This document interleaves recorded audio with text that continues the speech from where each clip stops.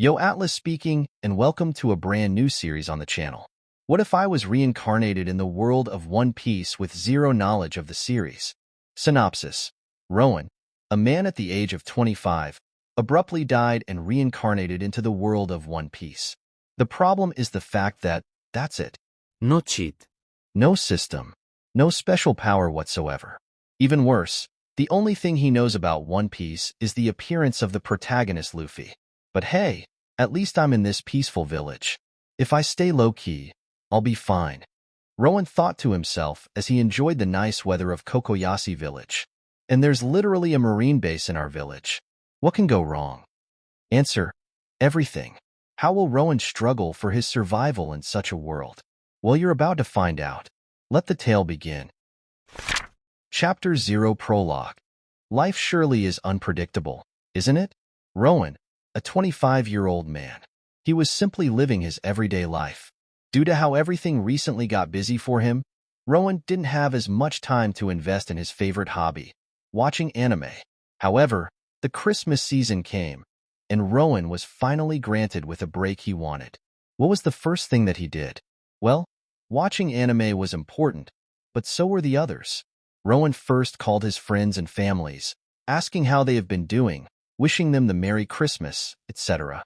Afterwards, he had a deep sleep in his cozy room. After the Christmas has passed and the break was about to be over, Rowan was finally seen to be watching the anime, Demon Slayer in particular, with earphones attached onto his ears and his eyes locked onto the medium-sized screen in front of him. Come on, Tanjiro, you got this. Rowan gritted his teeth in anger as he watched how the main character has been facing a tough situation ahead of him. Save your sister. Come on, show some protagonist energy. Total concentration breathing. Hell yeah. Then all of a sudden, his whole sight overturned. The features from his room, such as the chair he was sitting on, the monitor he was staring at, the table it lied upon, everything has blended into a hollow white. What? Rowan subconsciously muttered out in a confusion. The phenomenon that he was experiencing was simply too abnormal for him to maintain his calmness. You died. Suddenly, a voice boomed from his back. Slowly turning to the source with a slight anxiousness, Rowan was greeted with a glowing white orb, which had a human-like mouth as the only noticeable feature. Died. Rowan couldn't understand how he died. Wasn't he simply in his room? What could possibly be the cause of his death? I don't understand. How? The white orb's mouth turned into a frown. Why should I explain myself? All that matters is that you died. Period.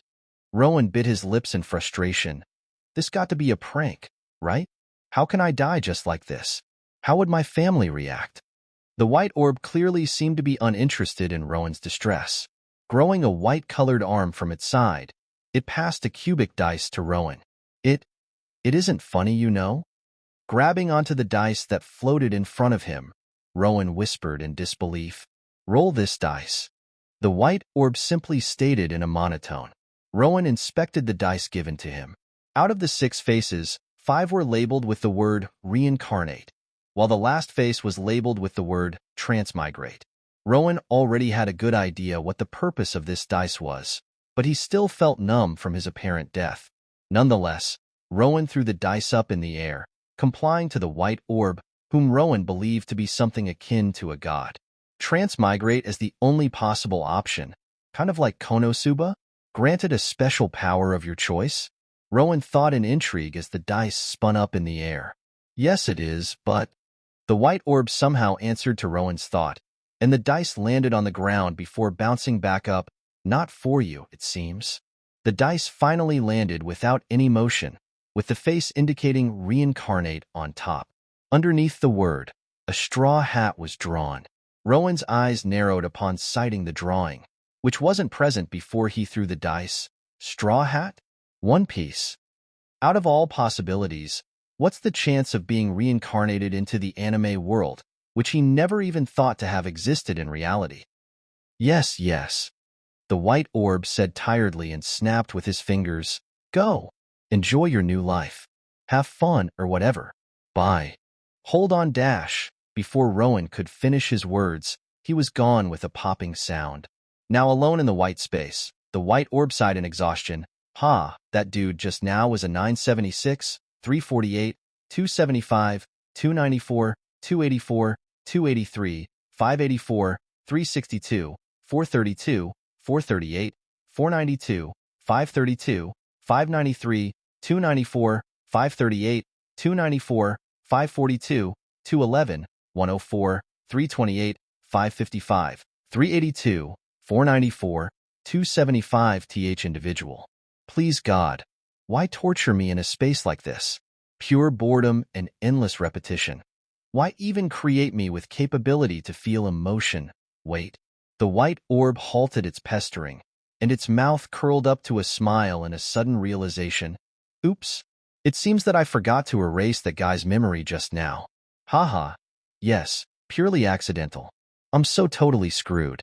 This is going to be not interesting at all. Hell yeah, first was all white, and now it's pitch black. How cool. Having experienced the series of abnormal phenomena, Rowan ceased to think. Now, where am I? Rowan tried to look around, but found himself unable to do so. Wait, my body is dashed suddenly. He felt the tightening sensation all around him, causing him to cry out in pain. Ow! What the hell? Don't tell me that I actually reincarnated. Rowan thought to himself, and simultaneously, an unconscious cry came out from his mouth. Wah, wah. Push.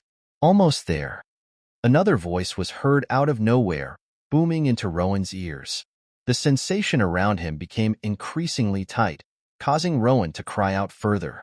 Having realized what was going on, Rowan tried to squirm his way out, only to find that most of his body seemed unresponsive to his will. Push, push. You got this, ow. That hurts though. Oh nice, finally. You did it. Rowan cheered for his biological mother within himself, although he found it hard to accept her as his mother as of the current moment. Wah! Congratulations, it's a healthy boy. Among the many noises that rustled all around, Rowan managed to catch the feminine words spoken by someone. Slap in midst of him crying. He felt a stinging pain on his, but all of a sudden, why slap me when I was already crying? And even the doctors don't slap that hard. Rowan thought in confusion as he cried out even further, Wah-ea! Wagagaga! He surely is loud. A masculine voice laughed as Rowan felt another pair of large hands lifting him up. Just like you, dear. An exhausted voice of a woman was heard. Have you, Huff, thought of a name for our eldest son? Why, of course. I've thought of it all night. The man said seriously. Your name shall be. Come on, tell my name. What will it be? Rowan thought in curiosity. One Piece world. So? No idea. Damn, what do I know about One Piece again? A boy with a straw hat named Luffy, and, yeah, never watched a single episode. Hee, let's see what kind of cool name I'll get. Uchiha Bob. Wah-ea-ea. Rowan's cry became even louder, which induced another hearty laugh from the man. Wagagaga, you like it, eh? Fuck, Rowan screamed at his lung. In his mind, of course. And so, Rowan's new life in the world of One Piece has begun. Chapter 1. 10 years have passed since Rowan, who knew almost nothing in regards to the manga named One Piece, has been reincarnated into the world of One Piece. Monkey Luffy, Monkey Luffy, Monkey Luffy. Every day, Rowan did his utmost best not to forget the only details of One Piece that he knew, which were the name and appearance of the protagonist. Knowing that troubles were to occur if the protagonist was to make his appearance in Rowan's village, Rowan had to be aware. However, now that he turned 10, such an idea didn't seem likely. Did canon begin already? One Piece is a manga that centers around the theme of pirate, and yet, I didn't see any invasion up until now. Rowan may have believed that he wasn't really in the world of One Piece if he didn't cite the marine branch in the village. In contrast to the current era being called as the so-called Great Age of Pirates, his village, Cocoyasi, was quite peaceful, and Rowan loved it. Being strongest? Richest? He doesn't care. He just wishes to live a normal life, if it even existed in the One Piece world. His goal was to live the laziest life possible. Bob lunch. The door suddenly creaked open, and his little brother, Pob, peeked through. Ugh, can you call me Rowan instead? Bob just scratched his head. But you are Bob. Rowan sighed, before exiting his room for lunch. Soon, his family all sat down for a lunch. Hmm? Hmm? Hmm? His father, Fob, was blatantly reading a large newspaper while stuffing a whole plate of potatoes in his mouth. Pob, do you see your father? Watch, this is how a true man should be like. As the sons of Uchiha, always be courageous and brave and cool and awesome and, as always, his mother, Lass, was chattering nonstop. Ever since he could walk by himself, Rowan wondered if the world of One Piece was always this weird, and found out that it's tolerable in comparison to the family he was put into. His family is good at heart. Through the years of spending time with them, Rowan grew to accept them as his new family.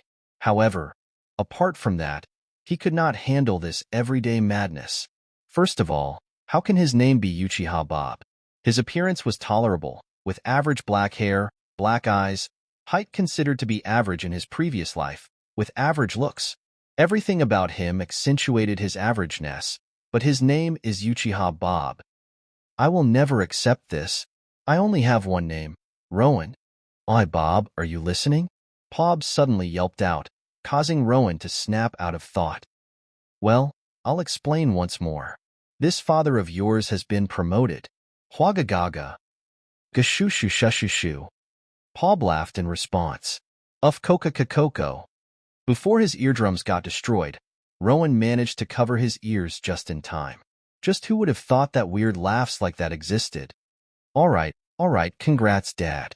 I just remembered that I got something to do. Thanks for the meal.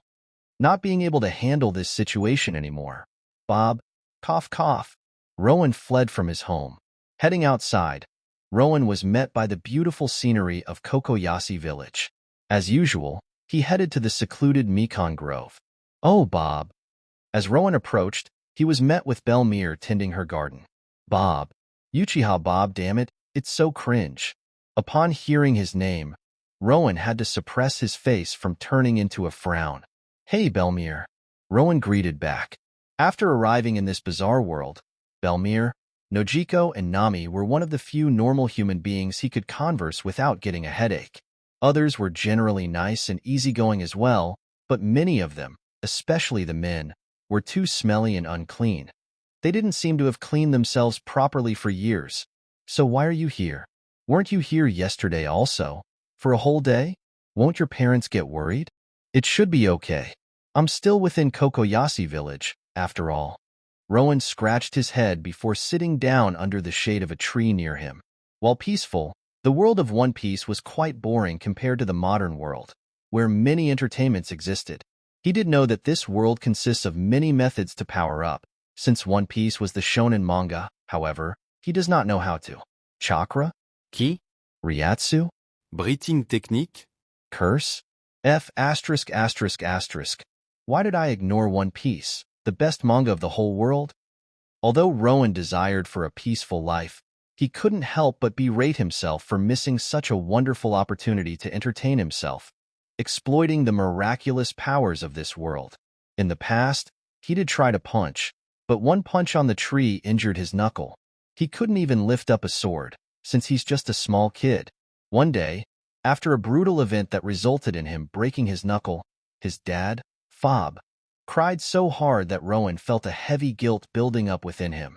After such an event, Rowan had no choice but make a promise to his parents that he won't harm himself in such a way ever again. Whatever. Not like it really matters in here, where no one from canon pays any attention. He just has to stay low-key throughout his whole life, like those extras who were not even given a millisecond to make an appearance in the story. Besides, to let everything down and live a carefree life. Yes, Rowan had to admit, he enjoyed his current everyday life. You know that coming here every day won't grant you anything, right? If you want something, go to someone else. Someone as broken as me got nothing to spare for the others. Belmere stated as she watered the Mekong groves.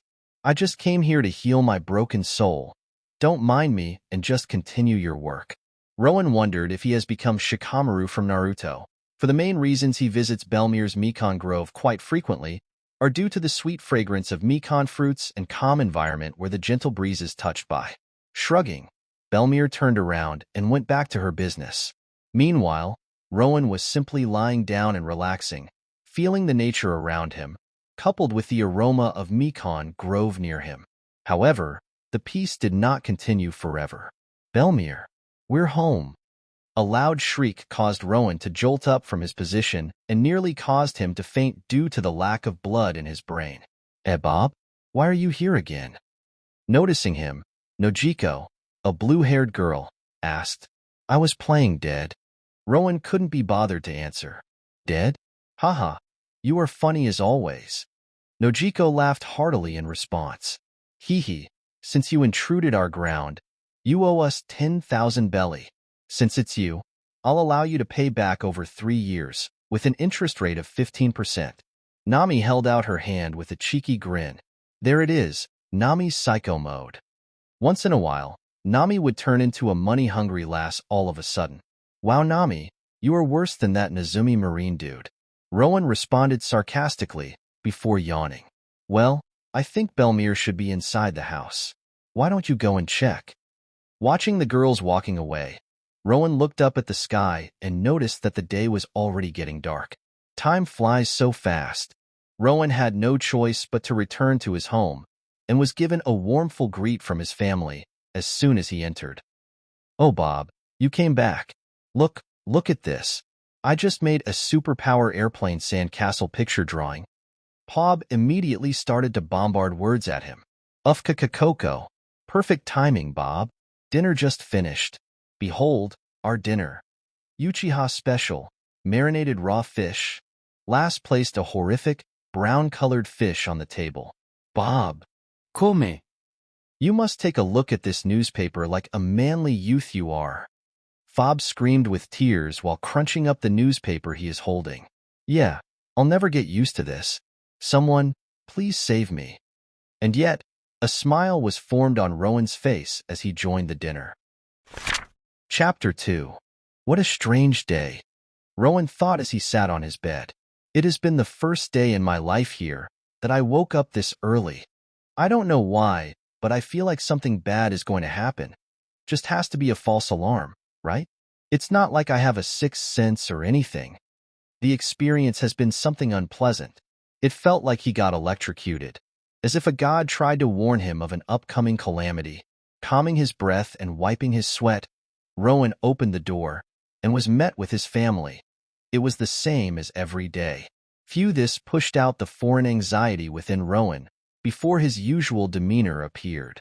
After having a meal, Rowan stepped out of the house and began to wander around the village, having completely got himself adjusted to a lazy life. I have now reached 13 years of age. I guess I'll soon have to start to partake in my role as a villager. Should I be a farmer or fisher? As someone who has never fought, he didn't wish to become a guard that fends off the enemies. Since the educated knowledge from his previous life didn't seem to provide much use in this village, Rowan had no choice but to become a farmer or fisher, as Cocoyasi village specialized in agriculture. After aimlessly walking, Rowan sat down on the cliff that he found on the edge of the island. He stared at the vast ocean and sky in awe, which are things that he barely came across in his previous life. They never ceased to amaze him. However, something made an appearance in Rowan's sight as it rapidly approached Cocoyasi village. What's that ship? It's heading towards our way. As the ship neared, some ferocious-looking people with skin colors ranging from blue to pink were found to be standing on the deck. At the same time, the ship itself was being pulled by a giant creature that seemed like a hybrid of cow and fish. Witnessing such scenery, Rowan felt intimidated, as he has never seen something that bizarre in his whole life. That can't be a marine ship. I don't see their signature symbol on the sail, which means pirates. I have to warn everyone, right now? Snapping in realization, Rowan hurriedly ran back to the village with all his might. The issue was that Rowan wasn't fast at all. At 13 years of age, he didn't do any physical training whatsoever. Running from the cliff to the village took quite some time. By the time he reached his destination, he was huffing heavily. Noticing this, the villagers around him asked in worry, Bob, are you okay? What's wrong? Noticing Rowan in such a state, Genzo approached him with a worried expression. Pirates, I saw a pirate ship, everyone. It's heading towards us, Rowan said while pointing his finger towards the direction he came from. What? How? There's literally a marine branch near our village. Hearing Rowan's information, Genzo yelped in shock. Everyone hurry. Let's retreat to where the Marines reside.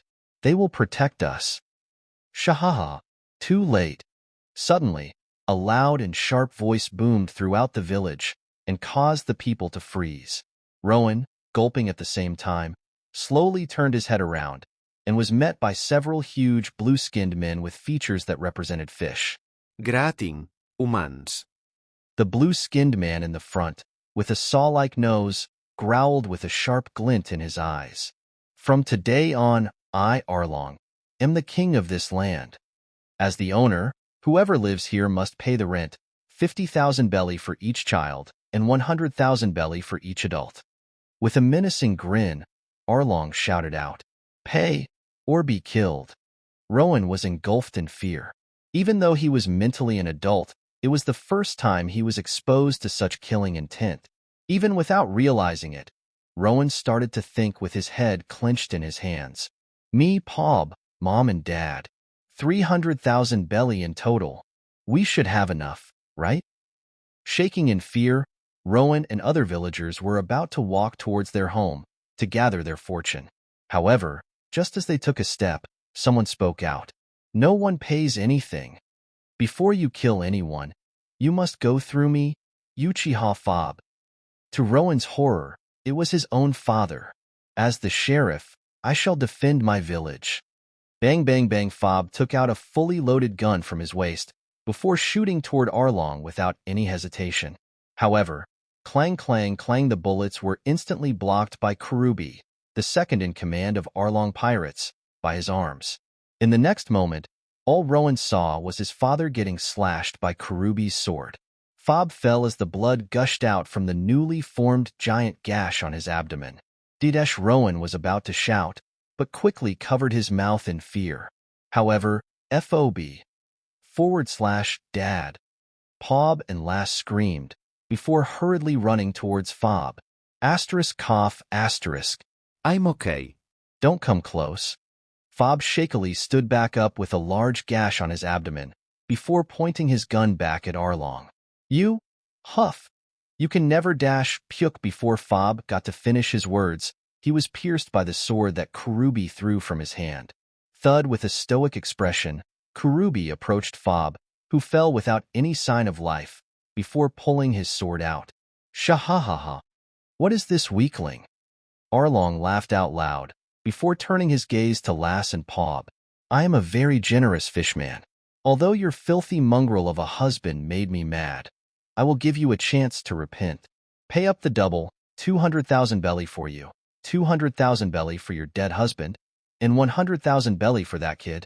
Furiously glaring at Arlong, Lass shouted, I will never give a single belly to you. Waha! Pob, who was holding his mom's hand, was crying out loud, with his arm covering his face. Watching this, Rowan was anxious. At this rate, his mom and brother will suffer the same fate as his father. Should I go out and do something? But how?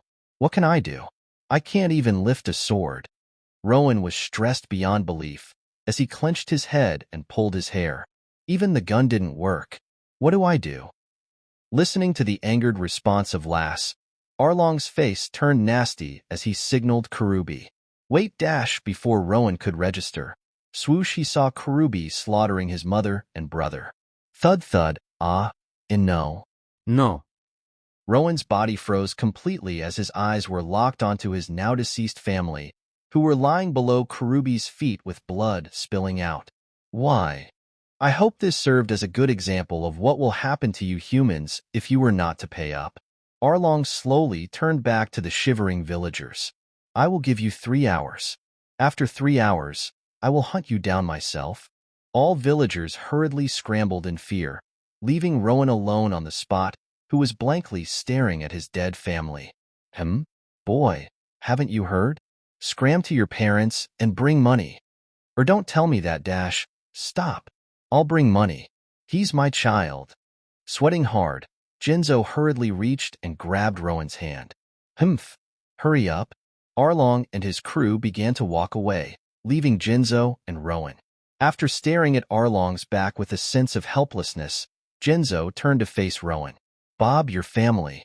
Mr. Jinzo, Rowan silently muttered, with his eyes getting teary. Will you tell me what just happened? Jinzo couldn't dare to speak a word but hug Rowan tightly as the tears threatened to escape from his eyes as well. From Rowan's eyes, the scene where his family was mercilessly slayed, replayed over and over again. He felt his whole body shaking. Dad, Mom, Pob, my. Rowan's eyes wavered, and at the same time, he couldn't suppress the vomit that spilled out of his mouth. His whole world felt dizzy. From now on, you will be my son. Jinzo gritted his teeth as he clenched his fists so tight that they shook uncontrollably. Those who survived must live on. Then Rowan's world turned black. Chapter 3. Was the past 25 years of his life prior to the reincarnation pointless? Was he in the past life, in the end, simply a child in an adult's body? He didn't know. He couldn't think properly. Everything felt out of the world. To think that his family and friends, who were laughing and interacting with him a mere 2 days ago, were no longer among the living. Rowan couldn't help but lock himself up within Jinzo's house under a blanket, shaking in fear. Where did it start to go wrong? Jinzo was severely injured himself and had to receive intense care from Dr. Nako. If I tried something more than one lazy attempt to train, would something have changed? Belmir was killed by Arlong too, due to being unable to lie her relationships with her adopted daughters, Nojiko and Nami. Just what have we done to you, Arlong?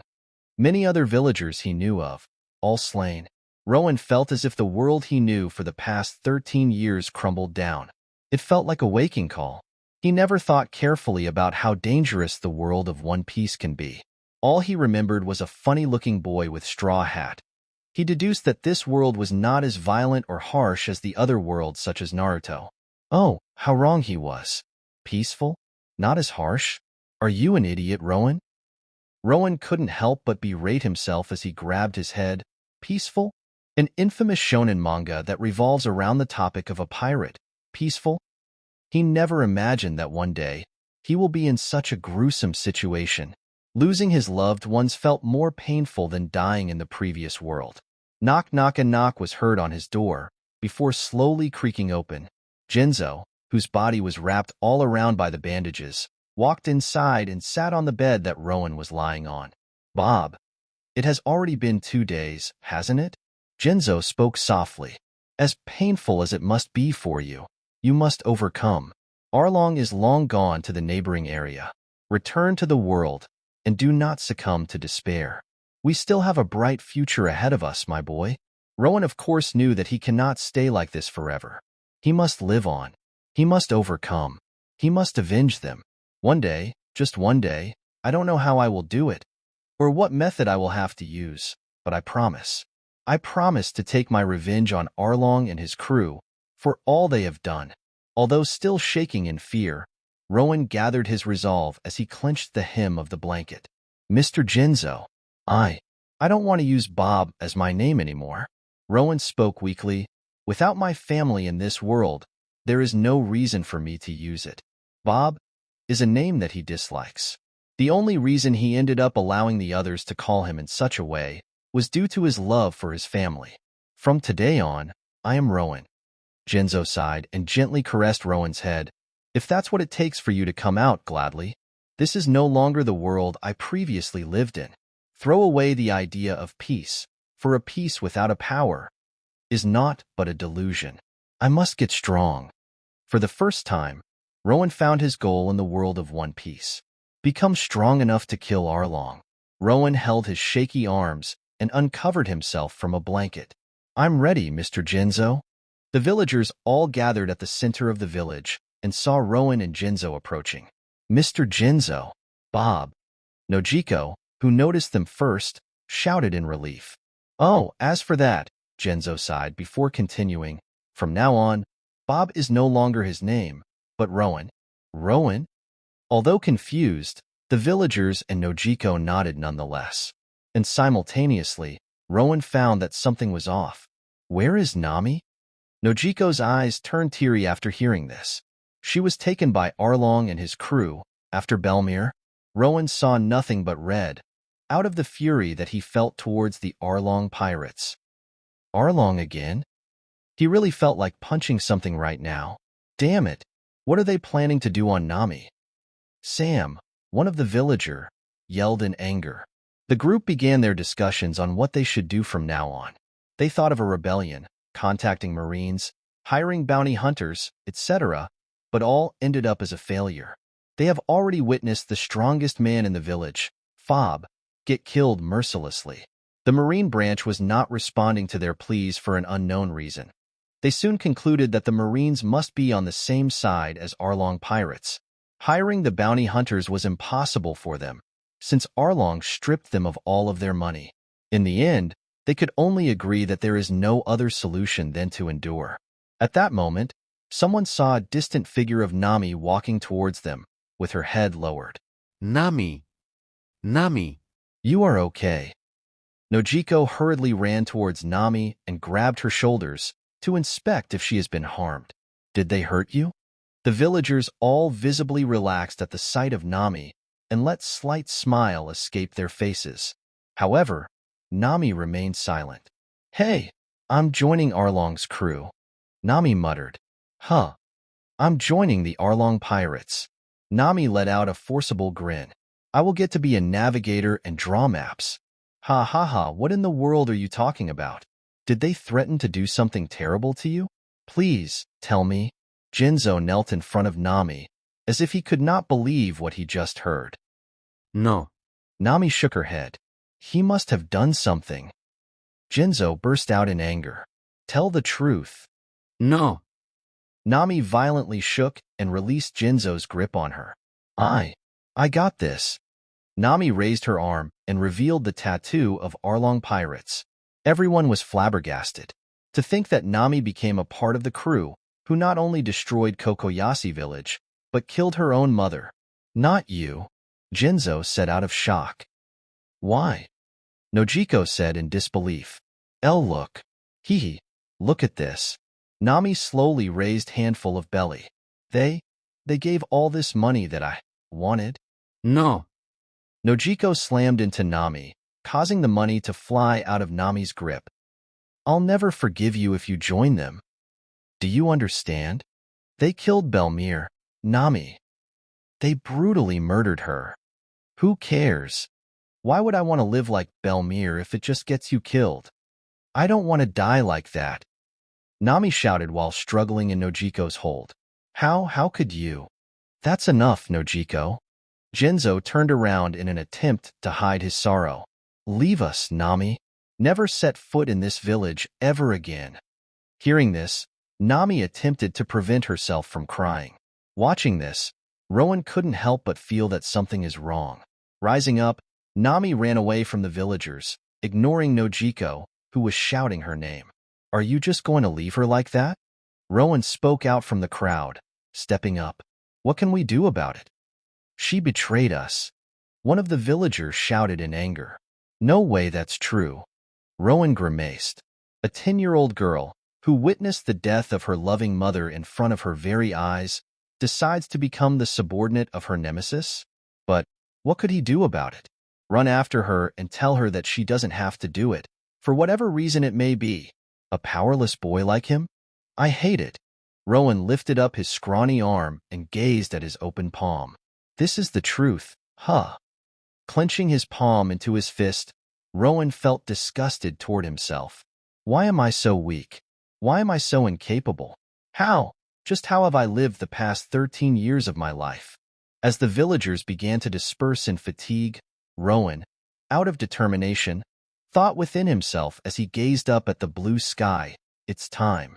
It's time that I actually do something, rather than cry like an immature baby. Even if it may be a helpless struggle, he will do so. If he ends up dying in the process, so be it. Chapter 4. 48, 49, 50. Rowan struggled as he made his final push-up before collapsing on the hard ground. It has been a month since Rowan began his training regime. He could not lift a sword or handle the recoil of a gun. He did not know any martial technique either. Special power? What? Like chakra? If it did exist in this world, Rowan didn't know how to gain, awaken, or use it. What option did Rowan have then? Naught but various exercises that he saw from the internet in his previous life.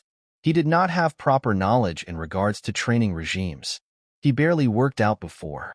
When he asked Jinzo and others, they too did not know any about it, for they did not have any special training. Their strengths came from what they naturally had as they grew up. But he had to do something. Therefore, he began with a simple goal of 1,000 push-ups, 1,000 sit-ups, 1,000 squats, and 100-kilometer run. That's right. It's basically tenfold of all exercises Saitama, from One Punch Man, did. Start simple and small.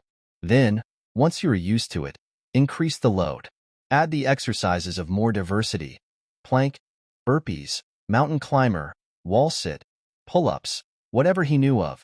As for today, Rowan was able to complete 5 sets of 50 push-ups, 5 sets of 50 sit-ups, 3 sets of 100 squats, and 3-kilometer run. Although he was experiencing an exploding growth in terms of his stamina at a rapid rate, running still was a bit taxing on him. He still had a long way to go. I have to grow stronger. Stronger than Arlong and his crew. Rowan stood back up with determined eyes. I can't fathom how strong he must be, with that tall height and muscular physique of his. I can't stay complacent simply because of a small improvement. Hell, I don't even know if this can be considered as anything in this world. Rowan was very paranoid. As someone weak, Rowan could not have a proper grasp of how strong Arlong pirates are. If he did overestimate their strengths, it was still much better than the underestimation, which will result in his death. Thankfully, he found out that his body in this world was much more tough and strong than in the previous world. When he wake up the next day after the exercise, he would not feel as much pain from over-exercising. His muscles somehow miraculously healed by themselves overnight. This boon allowed him to last up to the present, unlike the other youngsters who fell off in no time. Having finished his daily routine of exercise, Rowan left the desolate area, which was surrounded by the palm trees that he was training in. Now, after some time passed by, with the money that he stripped from the villagers, Arlong built a luxurious building of his own, and named it the Arlong Park. A hideous-looking building. Rowan gritted his teeth as he thought of it. Speaking of Arlong, the villagers discovered over the past month that Arlong and his crew were fishmen, a race that lived somewhere in the Grand Line. This information only served to enhance their despair. 4 years. In 4 years, I will make sure that I have the strength to kill them. 2 years have passed since, and Rowan reached the age of 15. Rowan reached his goal of 1,000 push-ups, sit-ups, squats a long time ago. And that was just the beginning. Punching, kicking, long-lasting stamina, drastic increase in muscle mass and height. Including his past life, Rowan never tried as hard as he did now. Although sometimes, would something have changed if I began this sooner? Rowan couldn't help but ask himself such a question. He nonetheless continued his endeavor. Still not enough. No, far from enough. I must get stronger than this. Rowan did not learn any fighting techniques, nor could he do so. He attempted to learn a sword, however. Whenever he slashed once, it broke. Gun? He didn't even think of an idea after seeing how the bullets that his father, Fob, shot toward Karubi had no effect on the latter. Simply put, the weapons in Cocoyasi village weren't strong enough to combat the fishman Tototo. Unlike the supernatural growth of his physical prowess, the weapons seemed ordinary. Therefore, Rowan decided to continue his training regime. Keep punching the woods, stones, and whatever hard that he could find.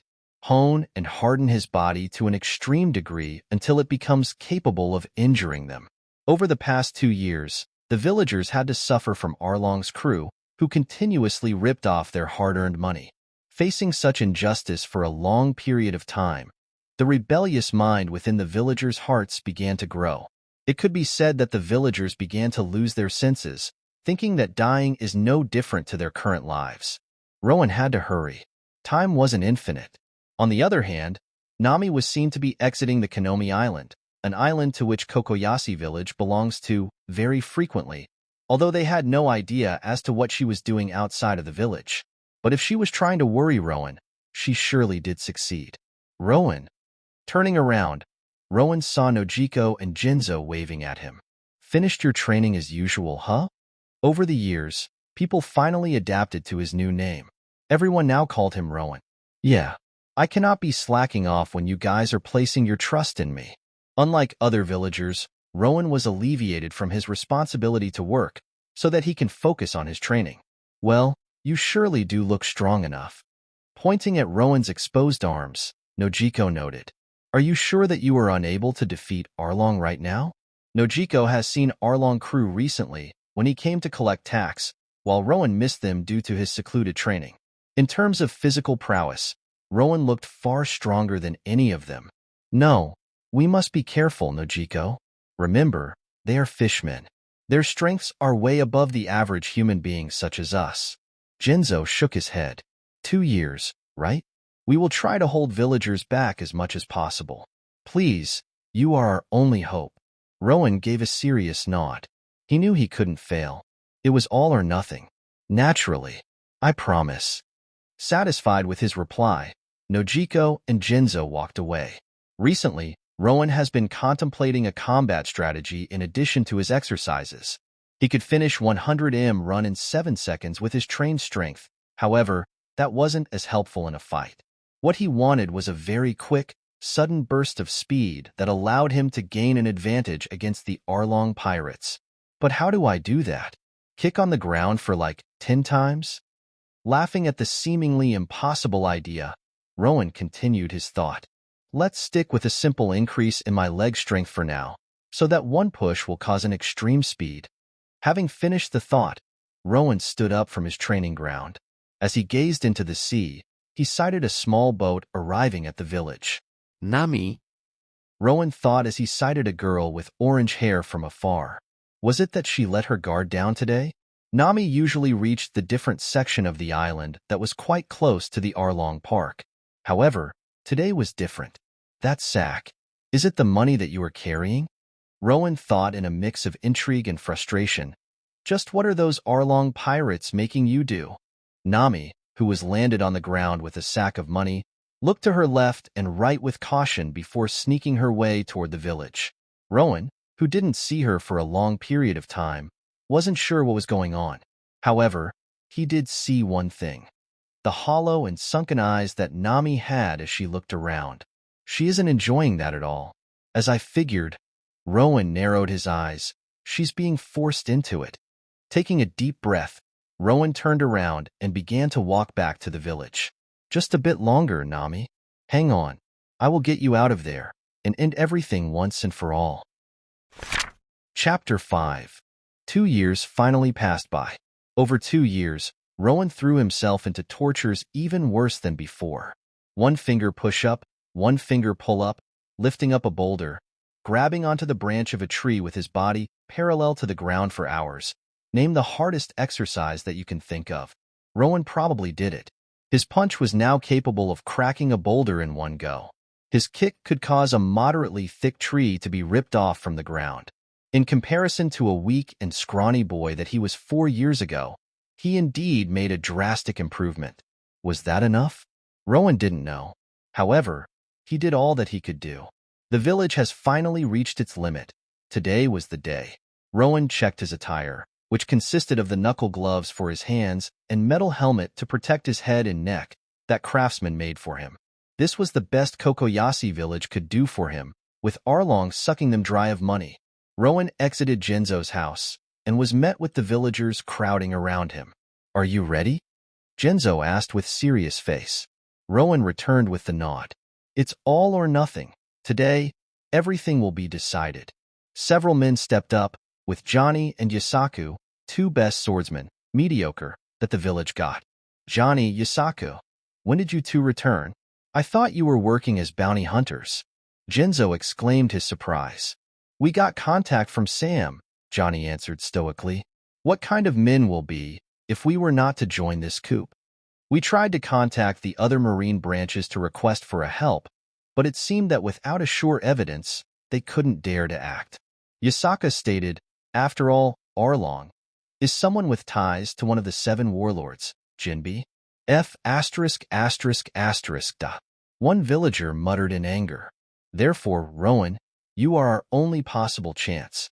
We will try to provide you distractions at least. So please, Yasaka gazed at Rowan with a mix of hope and guilt.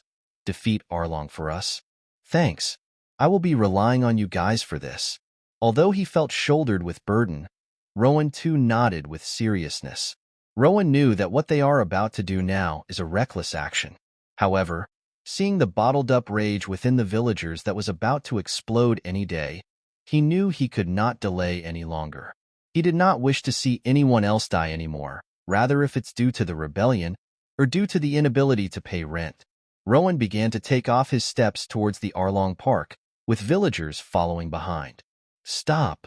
Suddenly, they were faced against Nami, who hurriedly ran towards them after seeing the commotion. What are you guys trying to do? With her arms open wide, she attempted to halt the movement.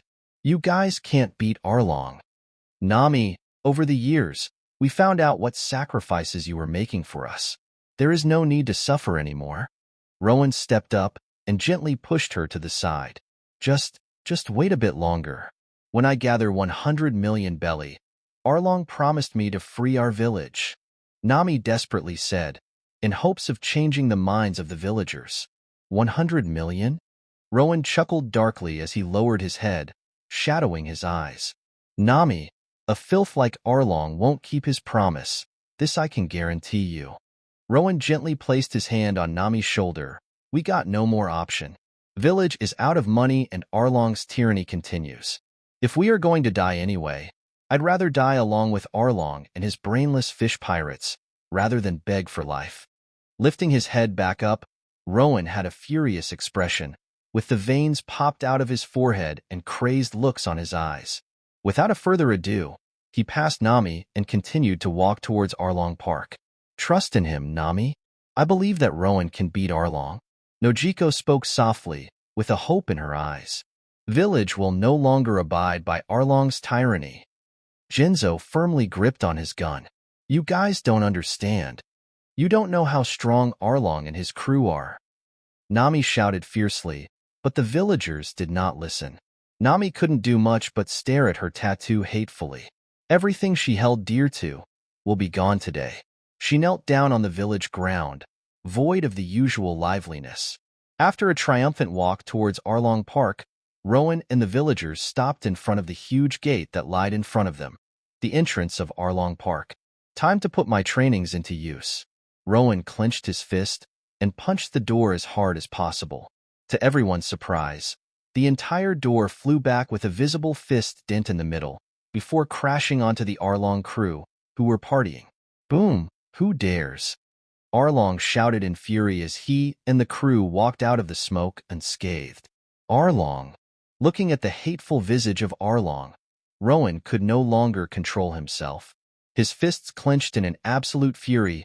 Rowan ignored Arlong's crew members and began to walk towards Arlong. Hearing Rowan's furious outburst, Arlong revealed an annoyed expression. Kill him! He ordered to his crew members, who charged at Rowan, however, were blocked by the villagers, who grouped up together like zombies. We will hold them off. Go, Rowan! One villager shouted out to Rowan as he struggled to hold himself against the large blade slammed by one fishman. You think a puny human such as yourself can defeat me? Arlong angrily shouted, before lunging towards Rowan with a blinding speed. As expected, he's really fast. Using his leg strength, Rowan quickly jumped up to dodge Arlong's strike. In the midair, Rowan rotated his body, before letting his body fall, while using the momentum to kick towards Arlong. What can a mere kick do? Looking at Rowan, Arlong held out his arm to respond against Rowan's fast descent. Boom! Unlike what Arlong predicted, the force behind Rowan's kick was far greater, and as the result, he crashed into the ground. Don't give him any chance. Before Arlong could bring himself up, Rowan continually slammed his foot on Arlong, pushing him down even further. Boom, boom, boom, boom, boom. The loud repetition of noise caused all nearby quarrels to cease and stare at Rowan's beatdown on Arlong. Arlong-san. The fishmen cried out in anger, but before they could help him, they were bombarded by the villagers grouping up on them. The villagers were like zombies, as even if one fell, the other one quickly replaced the spot, not giving the fishmen any time to take a breath. Under normal circumstances, such normal humans will not pose any threat to them. However, when they are scattered and each one of them had to face tens of villagers on their own, especially when some of them even possessed guns, with the exceptions of few tough fishmen like Karubi, they were evenly matched. Enough! Arlong blasted out of a hole, despite the attacks he received from Rowan. To Rowan's shock, Arlong only seemed to have mild injuries. As Arlong readied his stance, Rowan grimaced. Soryo no misu. In contradictory to Rowan's expectation, who thought Arlong will charge towards him, Arlong shot a jet of water that flew towards him in an incredible speed. Straining his muscle to extreme, Rowan barely managed to dodge it. However, at the same time, Arlong dashed in front of him, and before Rowan could react, he was punched in the gut. Rowan crashed into the wall behind as he vomited blood. Arlong was much stronger than he anticipated. Tooth attack. Arlong attempted to bite onto Rowan's neck, who managed to dodge at last second by rolling on the ground. In response, Arlong quickly threw a punch towards Rowan. Rowan jumped up using his hand in order to dodge Arlong's punch. Right after, his feet landed on the wall before shooting forward towards Arlong, with his two hands clamped onto one another, forming a fist. Arlong had no time to react and received a blow on the chest. However, he endured. Subsequently, he bit down on Rowan's shoulder, causing him to cry in pain. Erg! Rowan was thrown as Arlong ripped a piece of flesh on his shoulder. Rowan felt dizzy. It was his second time, after his death, that he received such a pain. However, he knew better than anyone that if he collapsed here, his whole village will suffer.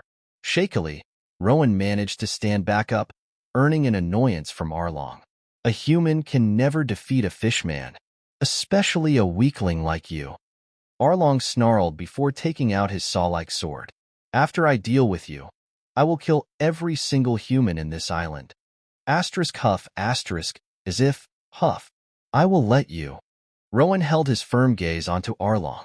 Even after all those trainings I have done, I am still inferior to Arlong in terms of strength. In order to win, I have to play smart. In truth, he was quite capable in physical means. However, Rowan lacked experiences and techniques in contrast to Arlong. This led to him believing that his strength falls short against Arlong. Rowan readied himself, and the moment Arlong charged at him with his sword, jumped up, causing Arlong's sword to be stuck on the wall. Following that, Rowan faked a kick on Arlong, who let go of the sword to respond with a punch, however, hit nothing but the air. At the same time, Rowan, who landed back on the ground, grabbed Arlong's sword and pulled it out from the wall. Arlong growled before shooting up towards Rowan in a straight fashion, with his sharp nose pointing towards Rowan. Let's see which is stronger, your weapon or your nose. Rowan slammed the sword on the ground as Arlong flew towards him, causing his nose and sword to collide. Boom! Unexpectedly, his sword broke.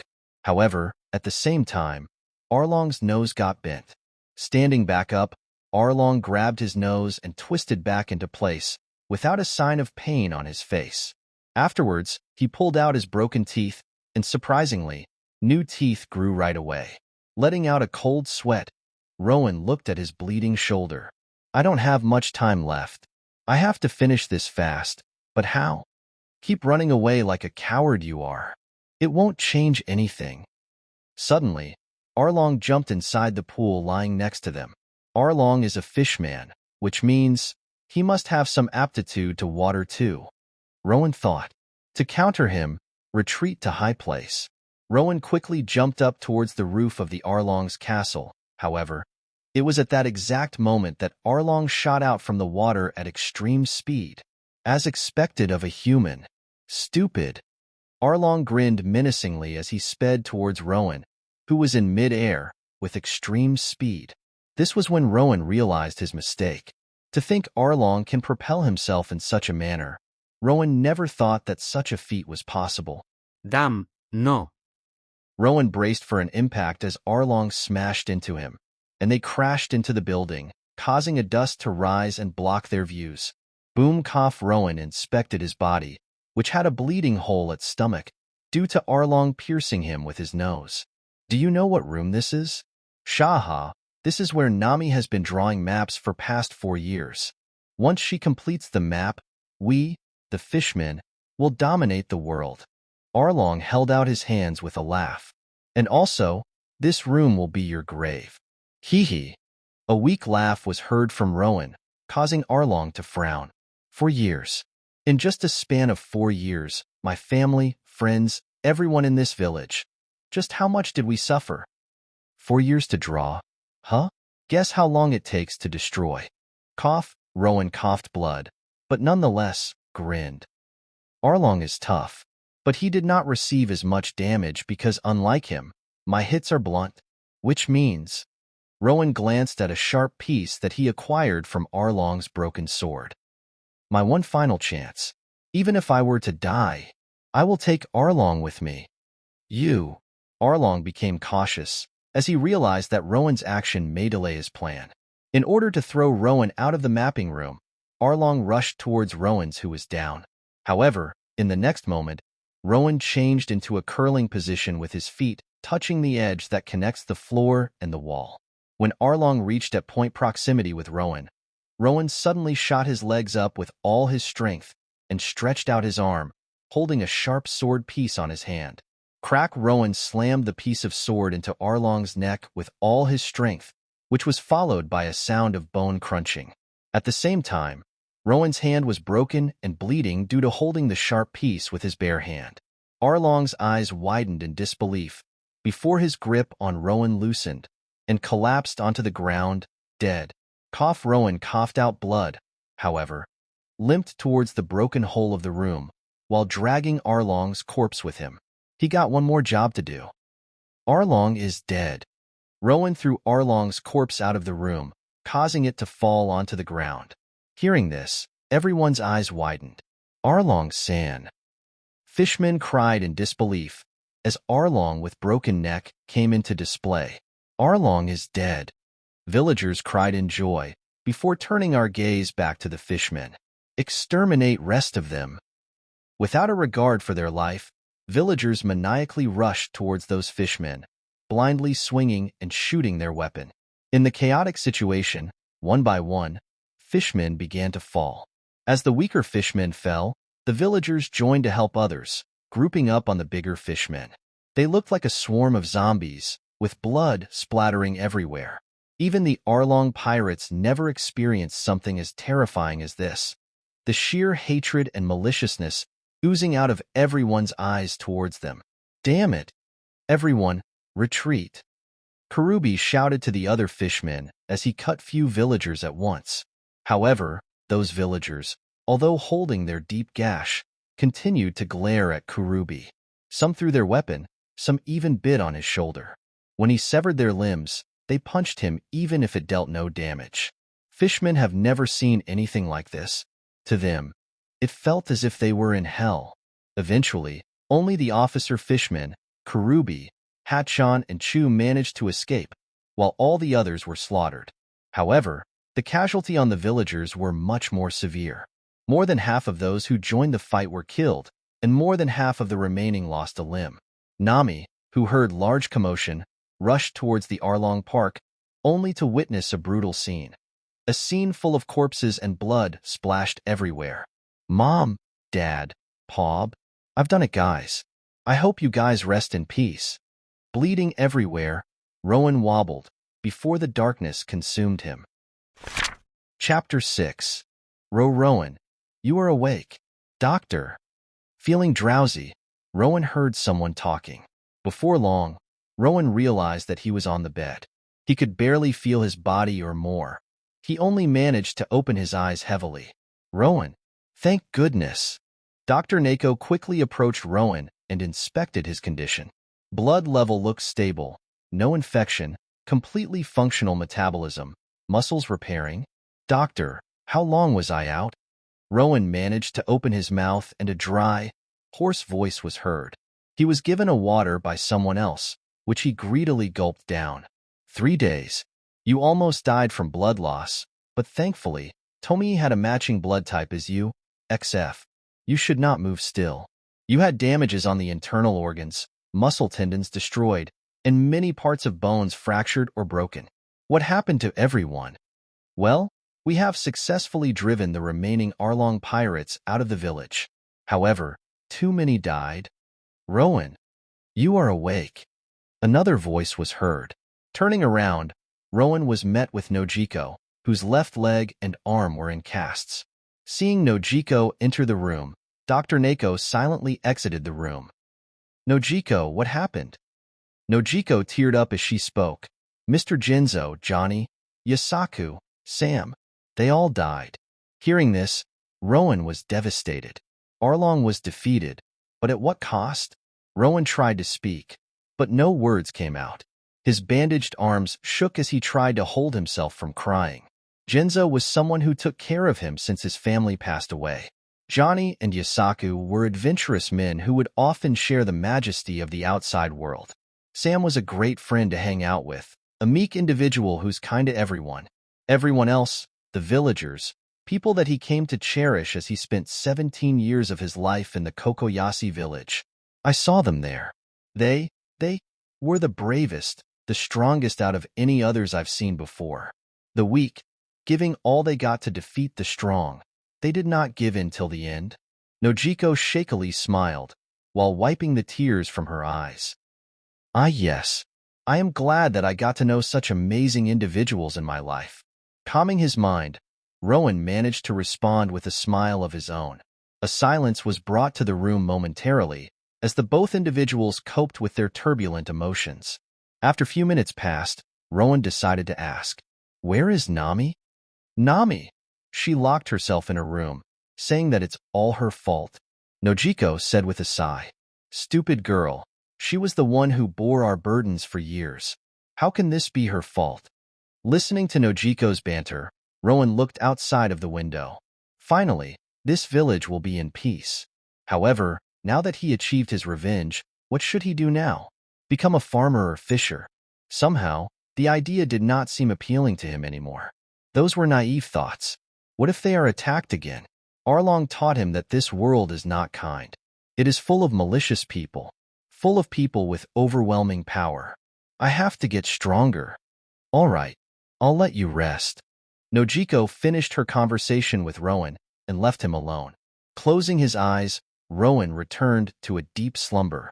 After a month, Rowan was fully healed, although many scars remained on his body. Finally stepping out, he walked to the graveyard, full of newly established gravestones, next to the one meant for Belmere. Dad, Mom, Pob, Mr. Jinzo, Belmere, Johnny, Yasaku, Sam, everyone, Rowan bowed. Thank you for everything. You guys were the best families, friends, and companions that I could ask for. Arlong is dead.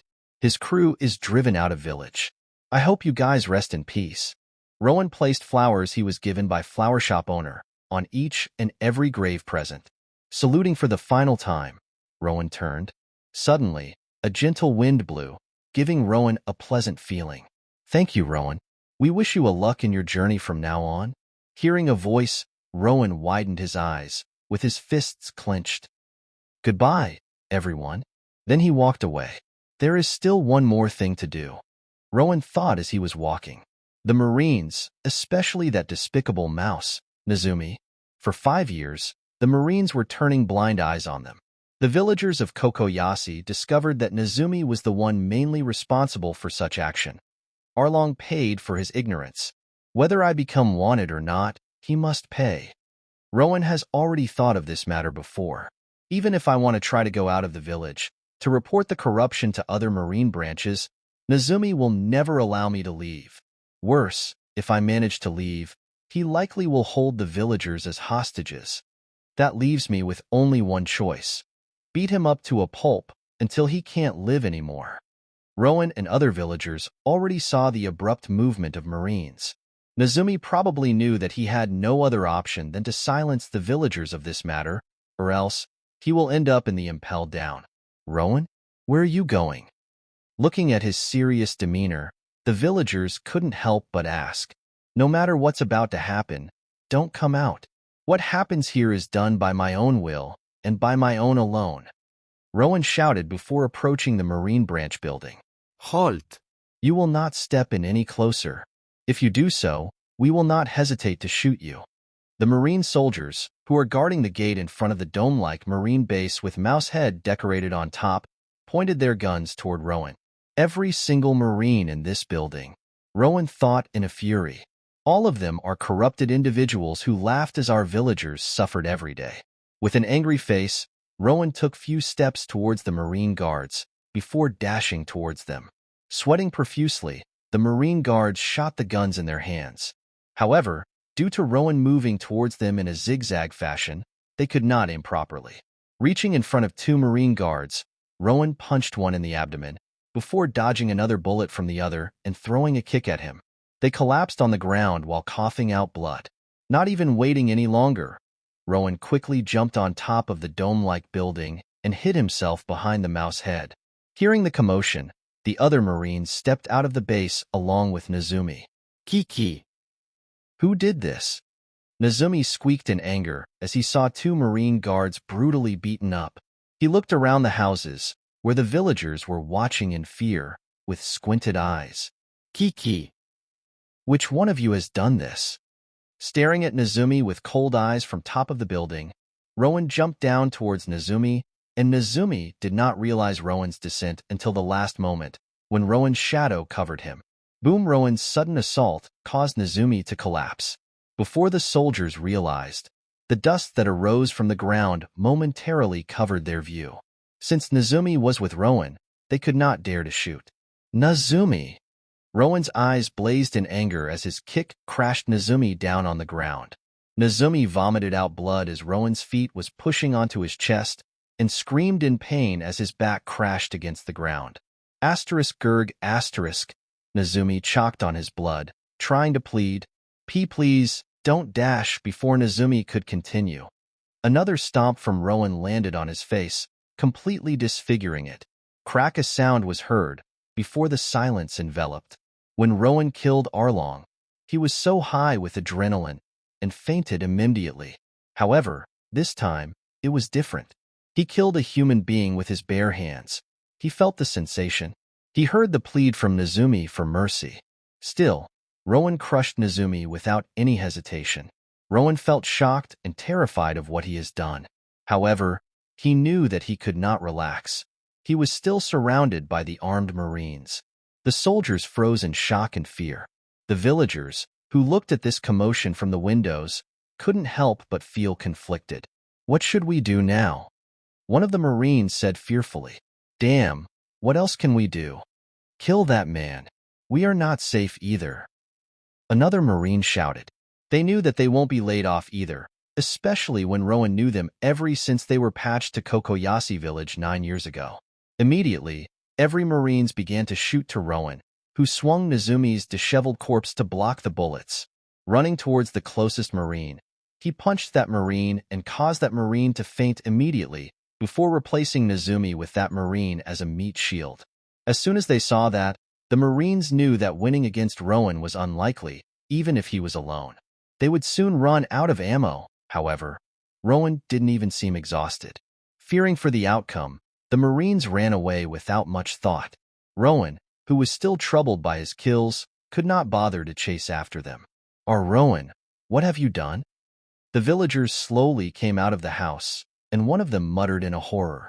"You will be wanted now. As a criminal." "I know." Taking a deep breath, Rowan calmed himself down. Peaceful life? It was no longer an option for him. "Just prepare me for a boat and food supplies. I will leave before new patches of Marines arrive. Let's hope that the new Marines won't be as corrupt or cowardly as this mouse. Next time this village gets attacked, I won't be able to defend for you guys." Rowan looked at his shaking hands, before turning his back on the villagers. I will be waiting at the beach on the west. I will leave right away, as soon as my demands are ready. As Rowan walked away, the villagers felt remorse, as this is all they can do to help Rowan. He freed them from Arlong's reign and wiped clean the corrupt Marines for them. Yet, all they can do is a small providence to prepare his escape. It was all because they were powerless. Huff huff, what happened? Nojiko, who just arrived from the distant Mekong Grove after someone told her of the commotion, asked. Rowan. He killed Nezumi. The villagers answered. What? Why has he done that? Nojiko said in horror. Where is he now? At the West Beach. We are to bring him a boat and rations. He will leave swiftly. Another replied. Without asking any longer, Nojiko sprint towards the said location. That idiot. Nojiko bit her lips as she ran. Chapter 7. Rowan sat on the rock as he thought of his next set of actions. So I will be wanted and chased by the Marines. What should I do now? I can't aimlessly wander around and get myself caught. Rowan pulled out a map of East Blue that he prepared beforehand. Dtown is definitely a no. It's probably the area with most concentrated number of Marines, due to its proximity to Red Line. To hide, small villages are not as suitable places to hide either. Kingdoms are likely to be heavily guarded too, so no. Which leaves cities or large towns as the best options for me. In terms of distance, this one, the city of Oram, seems to be a best option. So according to this map, I would have to head northeast from my current location. Simply, I have to follow along the edge of Kocasi Island before heading off in a straight direction, and I will reach the Tempest Island. Head north by traveling on the land, and I will reach my final destination. Rowan. Hearing his name, Rowan turned around to see Nojiko running towards him with panicked expression. Why? Why have you done that? Nojiko grabbed the collar of Rowan's shirt. Why put yourself into this trouble? Someone had to do it, Nojiko. Even if I didn't strike, Nezumi would have plotted something to cover up the evidence of his corruption. Rowan calmly explained. And we all know that I am the only one capable. So are you just going to leave like this? After everyone died, you were just going to leave like this? Nojiko teared up as her grip on Rowan's collar tightened. I thought it was all over after Arlong died. Just why? I am doing this for all of us. In an attempt to calm Nojiko, Rowan grabbed her shoulder. If I don't leave, what will happen when the other Marine branches receive this news? I will definitely be wanted, and if they discover my ties with you guys, all of us will face consequences, regardless of whether we are in fault or not. If there is one thing I have learned from my past 5 years, it is to always assume the worst. Even if I seem paranoid, this is the way, Nojiko. Rowan finished his words, as he saw the villagers carrying a small boat and densely packed rations, heading towards them. Rowan, these are your requests. The villagers placed the supplies in front of Rowan. Sorry. This is all we can do for you. We can only pray that you will be able to lead a happy life. This is enough. Thanks, everyone. Rowan stood silently for some time, before continuing, well, I better leave fast, for we don't know if the news already spread. Nojiko, send Nami my regards. Goodbye, everyone. Although emotionally attached to this village that harbored him for 17 years, it was time for Rowan to let go. Although he felt sadness of leaving his friends behind, and anxiety from the enigmatic sea that he was about to go through, he had to toughen up. Getting on the boat, Rowan began to row the boat. He had to get out fast, since a simple boat cannot outrun the marine ships. When he was at certain distance, he heard, "Thank you for everything, B.O.B. You are our hero. You better come back in the future. Bob." Nojiko yelled as she stared into the horizon, where Rowan rowing away. Heh, Bob, huh. Rowan felt nostalgic, as he did not hear that name for over 5 years. All right, it's time to begin my journey. Turning his head to the sea that laid out in front of him, Rowan's eyes turned determined. I will survive no matter what. It has been 3 days since he left the village. It was during the second day that he was met with the end of the edge of Kocasi Island, signaling that he was not too far away from the Tempest Island, located on the east. Let's see.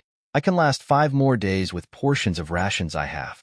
In terms of money, I have around 100,000 belly in total, 30,000 from what I originally had, and 70,000 from what villagers gave to me.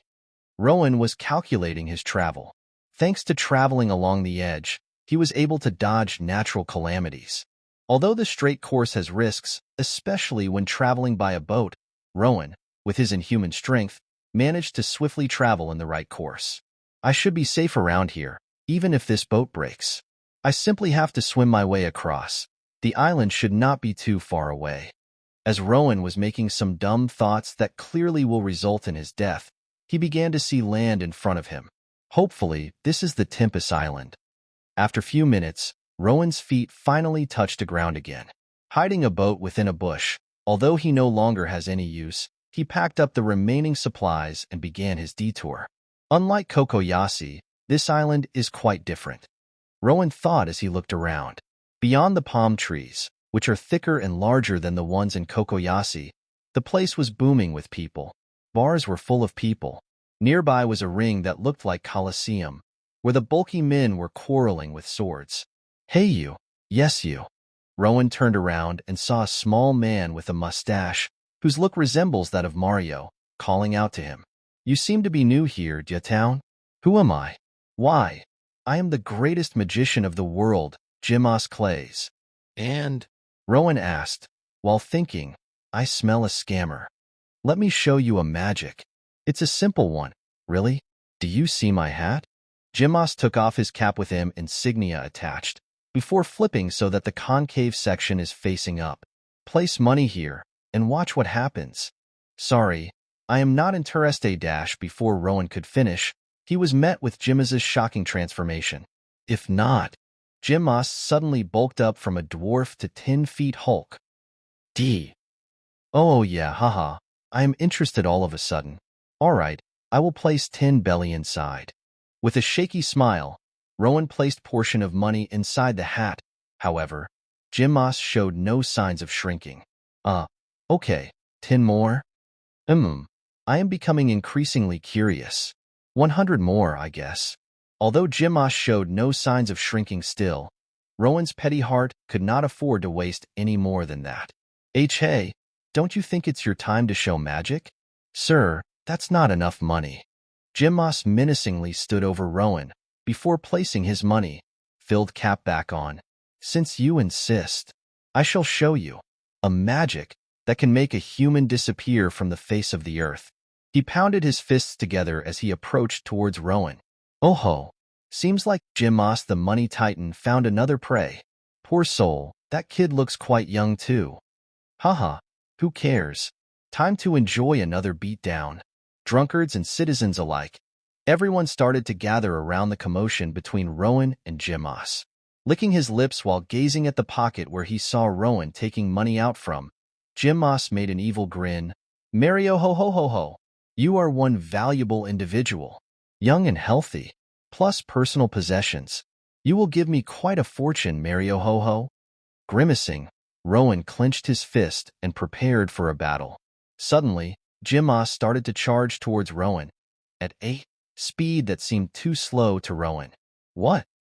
I got scared by this weakling. Relieved, Rowan closed distance in a blinding speed before giving Jimas a hard fist on the face. However, Jimas endured. Did fly just fart on my face? I didn't feel anything. Jimas snorted, before charging yet again. I take it back. This dude is formidable, all right? Looking at how tough Jimas seemed to be, Rowan started to think his way out. I definitely do not want to attract an attention to myself. How will make my way out? Then Rowan looked at Jimas's hat. Money. I think I have an idea. Rowan grinned in anticipation, before setting off at a blind speed again. Before Jimas could react, Rowan snatched his hat, before spraying the money inside to the air. First come, first serve. Rowan shouted, as other people's eyes turned into belly signs. No, my money. Jimas cried in fury, and started to fight his way with money-crazed people. Taking the distraction to his advantage, Rowan managed to run quite a distance away from the commotion, before entering a random bar to hide. Asterisk few asterisk that was scary. Rowan wiped a sweat before sitting down on a stool. Mister, bring me your cheapest menu. Rowan quickly ordered before the bar owner's stare on him intensified. Just what is wrong with this town? I just arrived, and some random dude just provoked me out of nowhere. Such crowded town proved to be much dangerous than small villages, especially since it's lawless. **I**, too bad I got no choice otherwise, I would never have come here.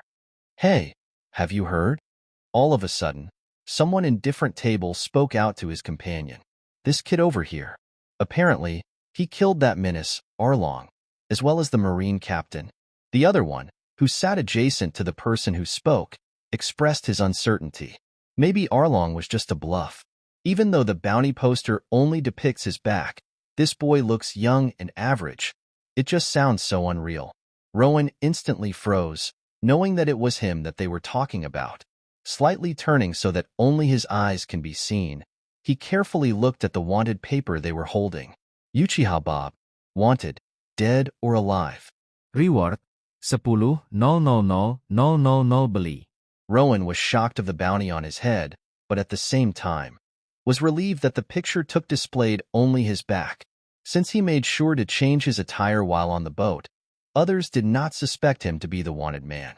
I am glad that I have an average look. No one would expect that someone plain like me is a wanted man. Now, all Rowan hoped was that he won't get into any troubles like Jimas. I will have to reach the Oram city first. In such a large place, I will wash and forge my new identity as Rowan, a kind and good man. Afterwards, I will be able to spend my time on training without as much worries. With new plan in mind, Rowan gathered his resolve as he gulped down the food he ordered. Chapter 8. After paying for the meal, Rowan rented a room in an inn for a night. Amazingly enough, for some unknown reason, the price was much more expensive than he had imagined. Dubious, Rowan went to check every inn within the Dtown and found out that the original inn was the cheapest of all. My 5,000 belly, gone just like that? Even the food cost around 500 belly. This town is too expensive. Rowan huffed as he stomped out of the inn in the morning. Ugh, at this rate, I am going to run out of money fast. Visiting here and there, Rowan managed to scuffle few goods. The first one was the map of the Tempest Island. Since it was of valuable information, it was sold at a very expensive price of 20,000 belly. He also bought a knuckle from a weaponry, which had sharp spikes, which cost him 10,000 belly. Finally, he bought a bag of salt, which was surprisingly cheap with 5,000 belly, for hygiene. So according to this map, Dtown is at the west edge of Tempest Island, proving that I indeed arrived at my destination. Now, to get to Oram City, I need to go north. It shouldn't be that hard, since there seems to be a clear trail. Although I bought a meal because of the bar owner's pressure before, I shouldn't need to purchase any food for few days, with these rations I got from Cocoyasi. However, getting to Oram City will take quite some time, it seems. I will have to go through 3 towns, Argentaria, Brinza, and Pazak. I just hope that there won't be much consequences during my travel. Having finished at viewing the map, Rowan placed it back into his sack, which was originally used to contain the rations, and began to speed up towards the first town on the way, Argentaria. Unknown to him, someone came out from the back. It was Jimas Clays. Mario ho ho ho. He seems to be heading towards Argentaria. Brother, so he's the big fish you talked about? Another person with a mustache, standing next to Jimas, spoke out. Yes, look at this poster. Jimas handed a bounty paper to the one next to him. Uchiha Bob bounty, 10 million belly. Surely, catching him will bring us a huge fortune. It only shows back though. How are you sure? Mario ho-ho, do not judge my intuition. I knew it was him the moment I saw him yesterday. All right, if it's just as you said, then soon, we, Jimas Clays and Teachuscom, will be swimming in money. Luigi he he he he. The duo laughed out loud, before speeding their way after Rowan. Those idiots. Rowan thought as he secretly gazed at the dwarf duo who were hiding behind a tree in opposite way, the way Chopper hides, with one standing on top of the other's head. For the past few hours, Rowan tried to shake them off by speeding up, but somehow, they managed to find him. Rowan didn't dare to try to fight them for two reasons. From his experience, one of the duo, Jimas, was a very tough dude to fight, and in order to wash his identity, he must restrain himself from standing out. Ugh, they are like cockroaches. When will they give up? Rowan continued to run fast, in which the duo barely caught up, while looking for anything that can get the pursuit off of him. Who's that big dude?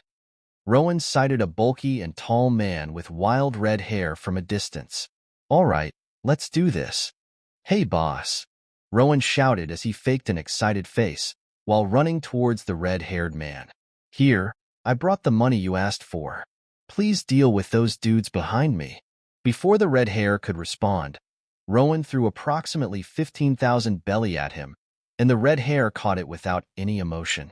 Rowan instantly regretted the moment he has done this. It just sounded so dumb. No way anyone would believe this act. PFF, only 15,000 belly? Besides, who are you? The red-haired dude made an amused grin before looking at dwarves behind Rowan. Looking at the red-haired man, the duo stopped before their faces went pale. Mad Treasure, the strongest man in Tempest Island, with bounty of 25 million belly. After a brief glance, Mad Treasure turned his gaze around to fleeing Rowan, not even minding the duo, who decided for a tactical retreat. Black-haired boy, I remembered your face. Pray that you won't see me again. Mad Treasure broke into a scary grin before walking away. Meanwhile, unaware of what happened, Rowan was just sighing in relief, since the duo were no longer following him. All right, speaking of which, the town of Argentaria should be near. Rowan looked at his map again just in case, before continuing his way through. Meanwhile, in Cocoyasi village, Nojiko was holding a piece of paper in horror. 10 million belly. That's so high. Looking at Rowan's bounty, Nojiko sighed. We can't do much but hope that Bob won't be caught by them. Nojiko placed the paper down in front of Nami, who was sitting on the table. HMPF. He just left without even saying goodbye to me. So what if he has 10 million belly? He can die for as long as he wants. Nami briefly looked at the paper before turning away. After some silence, Nojiko decided to break the atmosphere and asked, So Nami, now that Arlong is no longer here, what are you planning to do? I'm not sure. How about you, Nojiko? Haha, well, nothing much for me. I am pretty much satisfied with just tending the Mekong Grove. Nojiko said joyfully. You are free, Nami. You should do what you want to do. Nami truly didn't know anymore. Although her goal at a young age involved drawing the map of the world, her recent life solely involved the endless thefts to earn 100 million belly. Well, I don't really have any plan at the current moment. I think I will stay in the village for now. What Nami needed at the current moment was some rest. In the town of Argentaria, Rowan successfully found an inn to stay. To his relief, the cost was less than Dtown, at 3,000 belly. Another long day gone. Time to rest up as Rowan was about to enter his room. The door next to him opened, and to his surprise, it was those two dwarves again. Maria Ho-Ho. Jimas grinned with a hint of greed in his eyes. Uchiha Bob. Teachus muttered Rowan's name as he rubbed his hands together in glee. I thought I lost them. Rowan was exasperated. He wondered if they placed something akin to a tracking device on him. So we meet again, Mario Ho-Ho-Ho Luigi. Do I really handle this right now? Rowan thought sluggishly, with his body full of fatigue. Chapter 9. Wait, hold on. Rowan thought and slapped himself on the cheek, waking his mind up. They somehow found out that he is Uchiha Bob. They managed to find me out, with just that bounty poster? How? Rowan felt as he was hearing a loud warning bell to his plan of identity washing. No, I cannot blow up my cover. Huh? Uchiha Bob? You mean that dude in the bounty? Huh? Come on, guys. Do you really think that someone as average-looking as me can be an extraordinary guy like that? Rowan spoke with a passionate tone, trying to give his best in acting. I mean, look at his bounty. 10 million. Like what? He must be able to blast all of us off with just a flick of a finger or something. Maria Ho-Ho, too late to act your way through. The moment your fist touched me, I could feel your strength. Jim spoke with an evil grin while rubbing his hands together. That 10 million belly is mine. It's not working. Rowan thought grimly. The duo crouched, ready to launch themselves to Rowan. However, right before they were about to begin their assault, hold up. Rowan spoke up in a loud fashion, causing the duo to halt. Didn't you pay for this and also? Why fight here and destroy our precious money? Why don't we fight somewhere else tomorrow? The duo gained a thoughtful look on their faces, seemingly considering Rowan's suggestion. Ugh, because we are two people, we had to pay 6,000 belly, with no discount whatsoever. He's right, brother. We can't waste this money, you know. Teachus seemed to be tilting to Rowan's idea. Fine. Then tomorrow, at 10 a.m., we will be having an honorable duel outside of the inn. After some contemplation, Jimmas agreed. How the hell is any part of this honorable? Rowan thought inwardly as he faked a smile on his face. All right. I'll be entering my room then. See you tomorrow. Rowan entered and closed the door to his room instantly. Good thing that they are idiots. Wait for tomorrow? Why would I? Not caring for the promise that he made with Jimmas and Teachus, Rowan immediately opened the window of the room and fled right away, as silently as possible. Looks like I am not even getting time to explore Argentaria. On to the next town, Brinza. Rowan thought as he rushed through the dark. After the night has passed, the duo woke up with satisfied expressions. Good. We haven't had a good night's sleep for so long. Yes, definitely.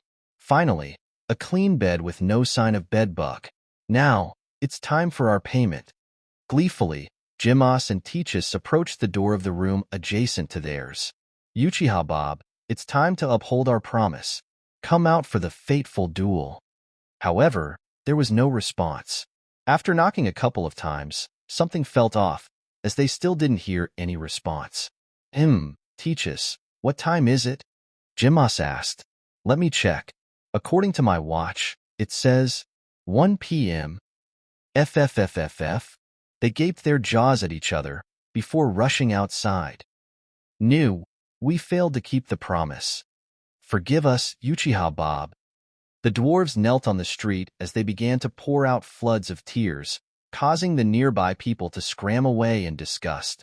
Rowan just woke up in the forest, feeling chilly. Without much thought, he ate a portion of his packed food before taking out his map once again. So according to this map, this should be the Rouge Forest, which is located between Argentaria and Brinza. I should be careful not to lose my direction here. Ugh, now that I think about it, I should have bought compass. Rowan scratched his head in frustration, out of his lack of preparedness. I don't have much choice. I will just continue to go in a straight direction until I see the exit. That way, I will at least be able to avoid ending up back at Argentaria. Finishing his thought, Rowan continued his run. After a couple of hours, he finally found an exit to the forest. However, instead of a town, he only found a small village, located on the borderline between the forest and desert. So it turns out that I was going in the wrong direction. Where am I?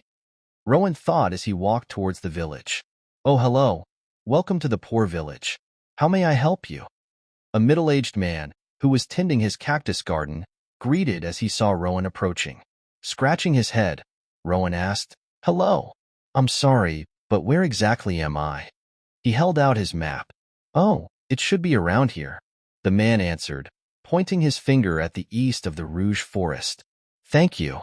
Quickly thanking, Rowan turned around and thought, it seems that in order to reach Oram City, I have no choice but to bypass the towns of Brinza and Pazok. I will just have to head off straightward from here to the Rico town located right at the north. Without any hesitation, Rowan once again rushed towards the indicated direction. Before long, he sighted a large town. So this must be the Rico town. It seems to be very close to Poor Village. Looking around, Rowan felt that this town gave off a luxurious vibe, as the buildings were well polished and cleaned, while the ground was smooth. Wandering around to locate an inn, Rowan was met with a large crowd gathering at one spot. Curious, Rowan peeked through the crowd with his superior height of 190 centimeters and saw a blond man with monocles squeaking at a boy who was wearing dirty and worn-out clothes. Oh, the disturbances in the air, breathed out by one filthy rodent, brought immense disgust to my horror. Shall given be eternal rest, deserving of filthy rodent. The monocle man pointed at the child haughtily while lifting his chin up high. What is this even? Rowan could not even understand what this man was trying to say, but to his surprise, people around him started to clap in tears. Beautiful, just beautiful. Another legend created. Praise unto Sir Martinos. Hemph. Sir Martinos smirked before waving his hand off. Scram, bug. Never set your foot in this village ever again. Quickly standing up, the child hurriedly ran away out of fear. What? Hey, are you just going to leave that kid like this? He stole my necklace. As the townspeople were watching the child leave, another boy, dressed in nice clothes and with combed blonde hair, shouted out, I mean, what can you do? He literally ate it. One of the townspeople responded, Erg, I can't believe this. He ate it. So what? I am going to wait until it's back out. The blonde kid ran after the other kid, ignoring the other townspeople, who were making disgusted faces. What is wrong with the people on this island? Rowan couldn't help but think as he witnessed the scene. As the people dissembled, Rowan returned to his pursuit of an inn, which he eventually found. Although the room was nice, it took a whole chunk of 6,000 belly, which is even more than Dtown. Ugh, seems like I'm left with a mere amount of 35,000 belly now. This is concerning. Rowan thought as he counted through the thick stack of belly he had in possession. Additionally, I am almost out of my rations, only amounting up to 2 meals worth. If I begin to spend money on food also, my expense will become even greater. Damn, I've got to become more careful at spending. Ever since arriving at Tempest Island, everything seemed to be so money-oriented. It was as if he was in an entirely different world. He had already begun to miss the nice and calm atmosphere of Cocoyasi village. No point in regretting now. I did not have much choice back then.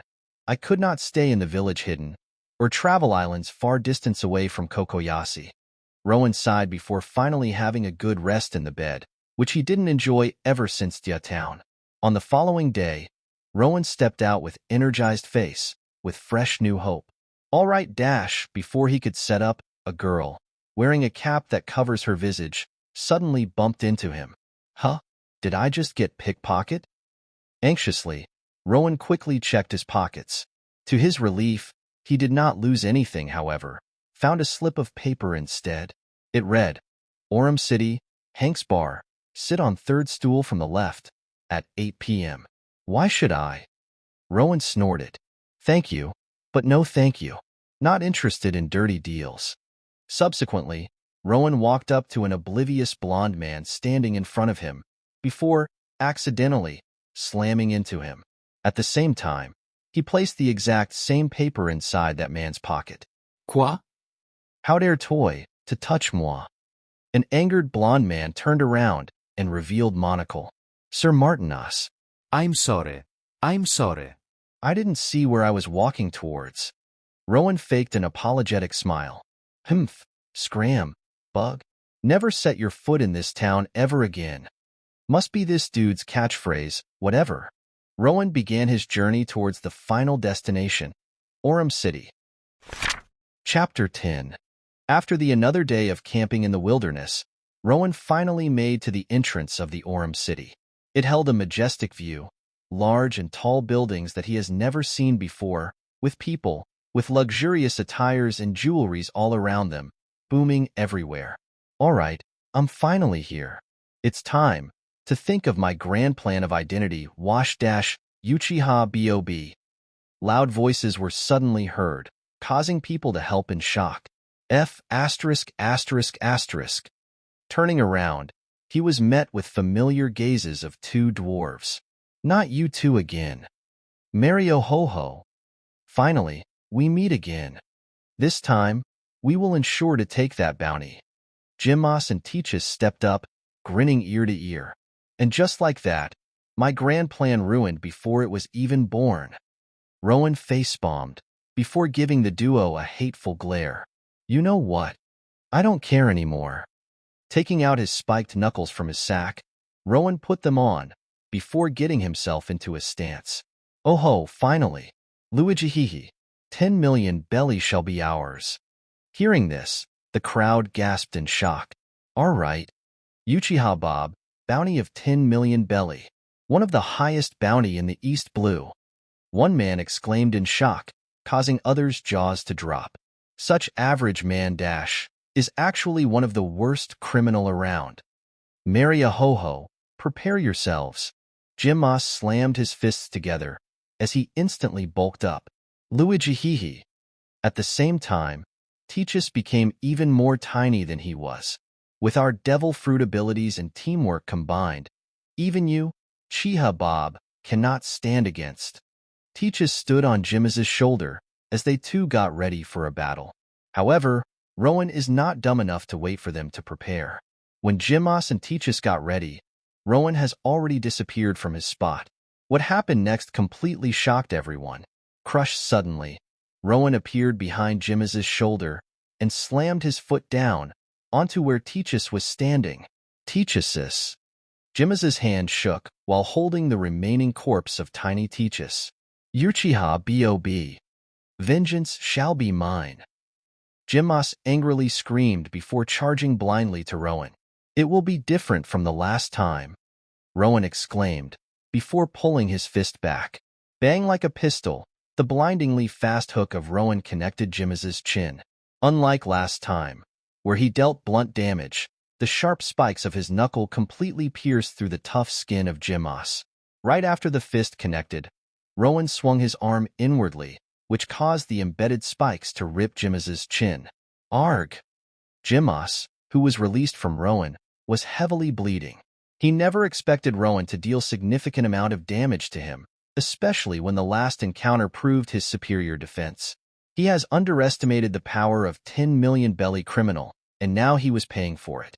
Before Jimmas could register, Rowan immediately rushed towards him again and dealt finishing blow to his chest, piercing through his heart. Jim's eyes dimmed before he slouched, dead. Seeing this horrific scene in display, the people screamed before running away from Rowan. Rowan, in response to this reaction, simply sighed. Although Rowan may seem too violent, the bounty hunter duo, Jimmas and Teachus, would have done exactly same to him, either imprison him in the impel down or kill him. He was not a saint who forgives death threat for no reason. Eye for an eye, tooth for a tooth. The situation is not looking good though. Soon, the news will reach the ears of the Marines and more potent bounty hunters. Since Tempest Island is mostly out of Marines' controls due to its location, I should have some time. Let's think thoroughly before making my next sets of decisions. Rowan hurriedly retreated to a nearby bar, without realizing that the title read, Hank's Bar. For the past 2 hours, Rowan was busy hungrily gulping down the food he ordered, since he ran out of the rations on the day before, while he was on the to Oram City. As he finished, he sat up with a satisfied grin, while holding his enlarged belly. I have not felt so full for such a long time. It did not take long, however, before his grin turned into a frown. What? 5,000 belly on food? My hunger must have possessed me. As a good human being, Rowan had no choice but to pay up for the huge amount of food that he consumed. Whyy. While Rowan was sulking, a door opened before someone familiar, with blonde hair and monocle, walked by. Sir Martinos? Rowan recognized the man, who sat on the third stool from the left. Wait, don't tell me that he actually came. Rowan checked the time, and realized that it was 7 p.m. This man came an hour early. Now that he took a look, Sir Martinos had a different attire than before. He was wearing a golden suit, while holding a rose on his hand. He looked anxious and sweaty for some reason. Wait, don't tell me that this is gold. Rowan almost choked from laughing. Oh man, I must stay and watch, no matter the consequence. I can't miss this out. Sir, what shall I bring for you? Seeing Sir Martinos unresponsive, a waiter quickly approached and asked him. This highness shall halt for the beauty under the moonlight. in prior to the deliverance of the heavenly meal that King of Stove may craft. Sir Martinos answered, before leaving a waiter completely frozen, trying to process what he just heard. An hour, which felt like years to Rowan, finally passed. When time reached exactly 8 p.m., a girl with a cap that Rowan saw on the previous day stepped into the bar before sitting on the second stool from the left. Rowan watched intently as the girl slowly turned her gaze to her right, before revealing a stupefied expression. Ha ha ha ha. Rowan had to use all his strength just to contain his laugh. Greetings, fair lady. The title of this gentleman is Martio. No, Martinos Marquis. Such fair being only deserves fair Aro. Rose alike, and now, we shall commence our heavenly ritual of ingestion. Sir Martinos held out his rose with 2 hands towards the girl, while trying to look as cool as possible. The girl stood frozen for some time, before finally responding, "Who are you?" Oram. "No, who are you? This wasn't what I planned." "My lady, no, it's not you." Hearing this, Sir Martinos looked as if he lost the world, with the rose fallen out of his hand. Meanwhile, someone could no longer contain his laugh. Ha ha ha ha ha. Rowan ended up rolling on the ground, having the best time in the world. "Wait, hey, why are you there?"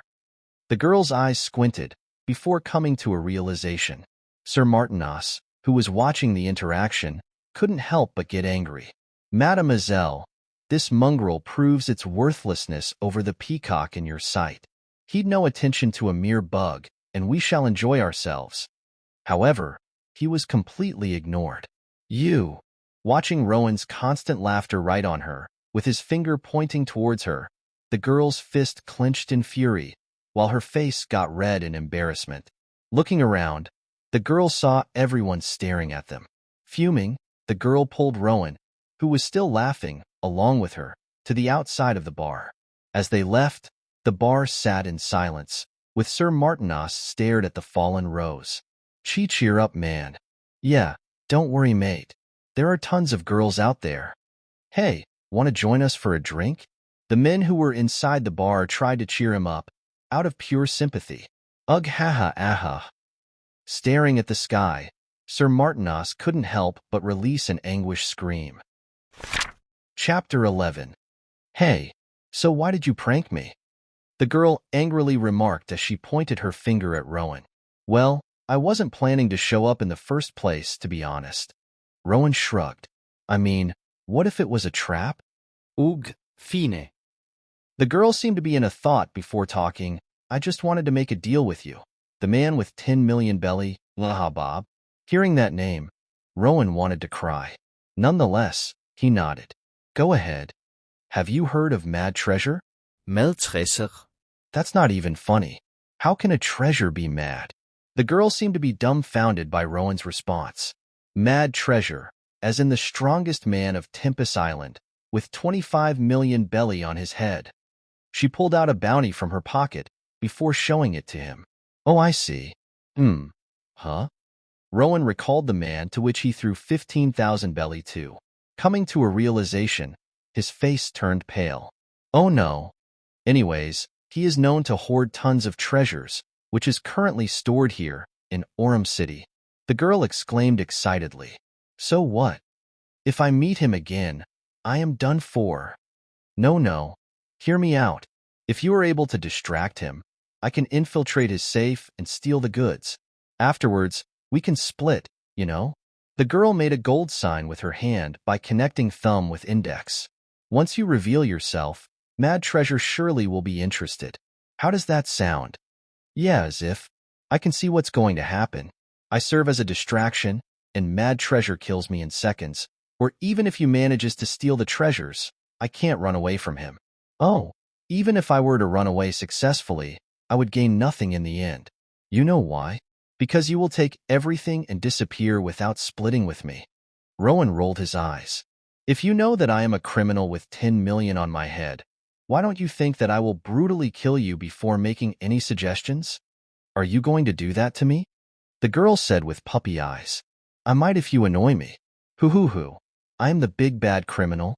Rowan replied sarcastically. All right, enough joking. I will see you tomorrow in the morning at 10 a.m.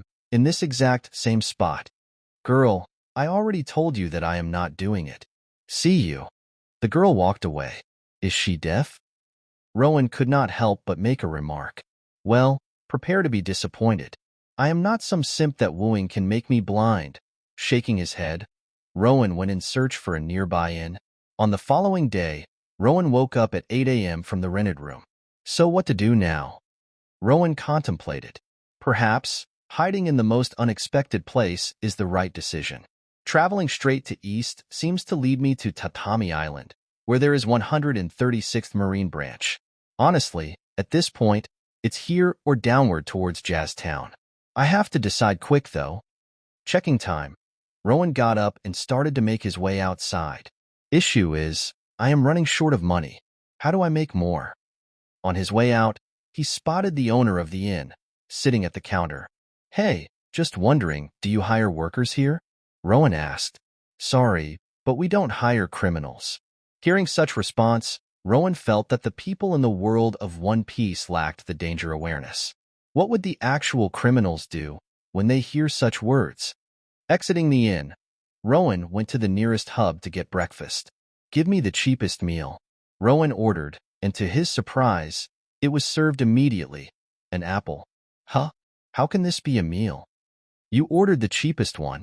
Eat up or leave it. The owner replied without a care. Stupefied, Rowan stared at the owner before taking a bite of the apple. To his surprise, it tasted absolutely horrible. What kind of is this? Rowan screamed as he stood up from his seat, dropping the apple from back on the plate. Hey, you call this a food? He picked up the fruit before inspecting it. Now that I look carefully, this isn't an apple. It looks horrendous. When Rowan looked back to the owner, he had jaw opened wide. How? A devil fruit? Out of nowhere? I thought it was just a myth. The owner shouted out of shock. No. If only I was able to stop you for a second, I would have become filthy rich for life. What? Devil fruit? What kind of excuse is that? Just admit it, you failed. Rowan deadpanned, before his eyes widened. Wait, devil fruit? Didn't Dwarf Duo mention that? What exactly is that? Basically, a fruit that grants you power in exchange for the incapability to swim, and very expensive. Power? What power? I feel nothing, huh? All of a sudden, Rowan bounced from his spot. What is this? How should I know? Do you expect me to be an expert at devil fruit, something I've never seen before? Just pay and get out. Due to the owner's violent outburst, Rowan was kicked out of the hub, with his stomach filled with nothing but a devil fruit. Rowan did not pay any mind, however, and focused on his newly acquired ability instead. What's going on? At his will, Rowan, although wasn't doing anything, his body was bouncing on the ground, as if he was jumping up and down. Well, this is fun. However, I have no idea what kind of ability I got. Thankfully, he was within the Oram city, where a large amount of information gathered. He visited the store and found what he was looking for, Devil Fruit Encyclopedia. Although it cost him another 15,000 belly, causing him to go almost broke now, figuring his ability out was of the utmost priority. Nope, not this one. Wait, this seems like the one. After hours of flipping through, Rowan finally found the apple-like fruit that he ate. Bounce fruit. Classification: Paramecia. Bounce. Rowan scratched his head.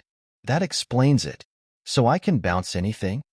Rowan stood up from his spot. He tried to concentrate on his feet and imagine himself bouncing. Suddenly, with a weird sensation, he was bouncing on the spot again. Haha, this ability seems a bit too overpowered. Theoretically, won't I be able to bounce off the attacks aimed towards my body? Rowan couldn't help but become excited. For once after arriving at the world of One Piece, he finally acquired a power that screams of fantasy. This was the power he needed. An ability that grants him an absolute defense. Coupled with his trained strength, Rowan thought that perhaps defeating Mad Treasure is no longer impossible. Chapter 12. After calming himself down, Rowan began to access his full capability with fruit. According to the tests I've conducted, it seems that I am able to bounce any object from any surface of my body. The most important feature is that this bounce works even if my body is standing still, although my body doesn't feel any different than prior to eating the fruit. I have few ideas to maximize the utility of this ability, but it will have to wait. Rowan halted his thoughts as he realized that the city, which was booming with people, became quiet all of a sudden. Ah, let go. Let go. A familiar feminine voice was heard.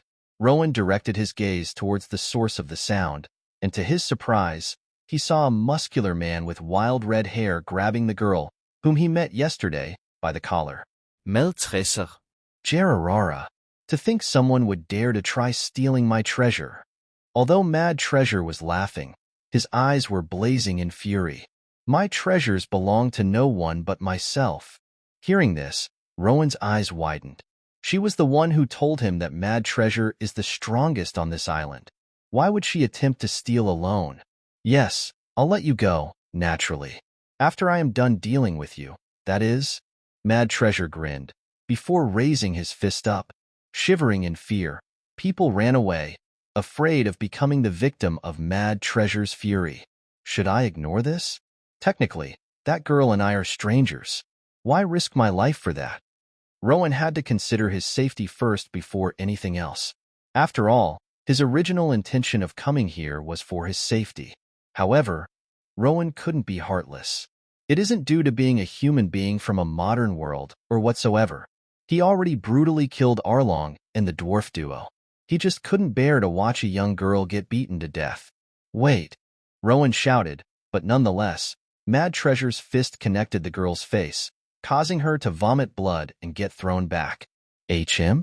Aren't you that coward I saw in the other day? Mad Treasure tilted his head. You wished to die as well? It was me. I was the one who ordered her to steal your treasure. If you are looking for revenge, you should be looking at me, not her. To Rowan's response, Mad Treasure simply laughed. I see how it is. All right, wait for your turn then. This girl, who laid her hands on my treasures, comes first. Hearing this, Rowan immediately propelled himself from the ground by utilizing bounce, which stopped Mad Treasure from launching himself towards the fallen girl. Ho! You dare to approach me? Mad Treasure watched Rowan flying towards him, before cocking his fist back. Then come as close as you want. Boom! Rowan and Mad Treasure's fists met. However, unlike what everyone expected, something strange occurred. Mad Treasure got flown back immediately, without any resistance. Mad Treasure quickly stood back up with annoyance. Whatever devil fruit you ate, it must be the strangest one I have ever seen. Mad Treasure cracked his neck. Although I was the one who has been flown, no damage has accumulated on me, as if I have punched against a bouncy ball. Rowan didn't respond. After all, this was not an anime, where you talk every 1 minute between each fight. One moment of distraction may be the end of one's life. Instead, he calmly accessed the situation. Does he have the devil fruit? I am not sure if he's hiding any additional strength. I have to be cautious here. Heh, you are quite capable, all right? However, the chains rose from Mad Treasure's body before instantly wrapping around him. Rowan did not get a chance to interrupt. My fruit is superior. Mad Treasure was seen to be completely covered in chainmail-like armor, though it seemed much thicker. Rowan grimaced, for the thick armor seemed to be quite formidable. He quickly got himself into a stance, as he saw Mad Treasure crouching down. Suddenly, Mad Treasure kicked the ground and propelled himself towards him. Rowan quickly sidestepped to dodge the incoming punch. Chain pursuit. Instantly, several chains morphed out of Mad Treasure's body and chased after Rowan. Bounce. Rowan calmly used his ability to knock off the chains. However, he saw that Mad Treasure was trying to wrap him around with the chains. He quickly bounced off the ground before the chains, which were loosened from his ability, tightened again. Seeing this, Mad Treasure grinned at the Rowan, who was in midair, before jumping towards him. Boom! Another collision of fists occurred. However, a different result was produced this time. Rowan's bounce is not invincible. Depending on his physical strength, there is a limit on how much force his ability can bounce off. Mad Treasure's brute force, which is enhanced by his chainmail armor, caused Rowan to fly up, especially since his punch was not able to match in strength with him in the midair. Coughing blood, Rowan looked down at Mad Treasure, who was seemingly waiting for him to come back down again. I really have to fix this habit of jumping myself high up in the midair, Rowan briefly thought as he started to fall again. Mad Treasure once again jumped with his chain-covered fist stretching out. This time, Rowan took a different approach. Instead of meeting the fist with his own, he slightly tilted his body, before placing his foot on the side of Mad Treasure's fist. Boom! Through the use of the bounce ability, Mad Treasure was flown sideways, before crashing to the building. Rowan, who used that time to safely land on the ground, quickly rushed towards the fallen Mad Treasure. His ability made it hard for him to damage his opponents. However, what if they receive the bounce force, while their backs are surrounded by props? Answer: the force will go through their body, causing internal damage. Bounce break. Rowan unconsciously shouted out the name of his move, before landing a punch on Mad Treasure, who had no time to stand up. He could only cross his arms to defend himself. Bang! A loud, sharp sound was heard, as the walls of the building behind Mad Treasure gained a spiderweb-like crack, while Mad Treasure himself vomited blood. Cuff cuff. Before Rowan could pull himself away, Mad Treasure, while continuously coughing, instantly grabbed Rowan's arm, which is stretched out to Mad Treasure's stomach, before encasing it in chains. However, Mad Treasure could not keep Rowan on hold, as Rowan simply used the bounce ability to break himself free. You damn rat! Mad Treasure roared in anger. Rowan kept escaping him with no chance to strike. It was starting to annoy him to great extent. Rowan heeded no mind to Mad Treasure's outburst. He should stay focused. One moment of carelessness may result in his loss. Although it may seem that he is winning at the current moment, Mad Treasure's raw strength is very lethal. His last hit has been hurting him until now. I have to be careful. What if he were to have any allies? Even if I win, if I don't the strength to spare, I may end up in a really bad situation. Rowan turned his gaze to where the girl has previously fallen and saw that she was gone. Well, time to make my own escape. Hey, Mad Treasure, look. That girl is gone. Rowan pointed at the spot he was looking at, causing Mad Treasure to turn around to where he was pointing. Without watching Mad Treasure's tantrum, Rowan slowly crouched down and blasted towards the far sky, by combining his raw strength and bounce force together instantly. When Mad Treasure turned back, Rowan was gone. Chapter 13. Safely landing somewhere in the middle of the desert, outside of the Oram city, Rowan wiped off the sweat from his face before quickly dashing off. What have I done? There was no reason to play a hero. Rowan mentally scolded himself as he continued running, just to make sure that he was out of Mad Treasure's reach. However, he wasn't aware that he was leaving footprints as he ran. Due to the haste escape, Rowan could not bring all of his possessions. He was left with pocketed bellies amounting to 10,000 and a folded map. He left his spike knuckle in his now-lost sack, since using it perturbed his bounce ability, and it would have been useless against Mad Treasure with his armor. Rowan carefully looked around before coming to a stop. He pulled out a map. The middle of Tempest Island is full of desert. I have no idea where I am right now. Thankfully, I didn't forget to purchase compass during my stay in Oram. The best course of action would be to continue to the east until I escape this desert. Using compass to guide himself, Rowan used the bounce force to move at an incredible rate. As Rowan continued to travel, he noticed that his control over the devil fruit power has been gradually increasing as he continued to travel. He was using less amount of bounce force to propel himself in same magnitude, and he unconsciously adjusted the direction of bounce to align with his direction of movement. Now that I think about it, the bounce ability is technically an ability to control vector, with few limitations.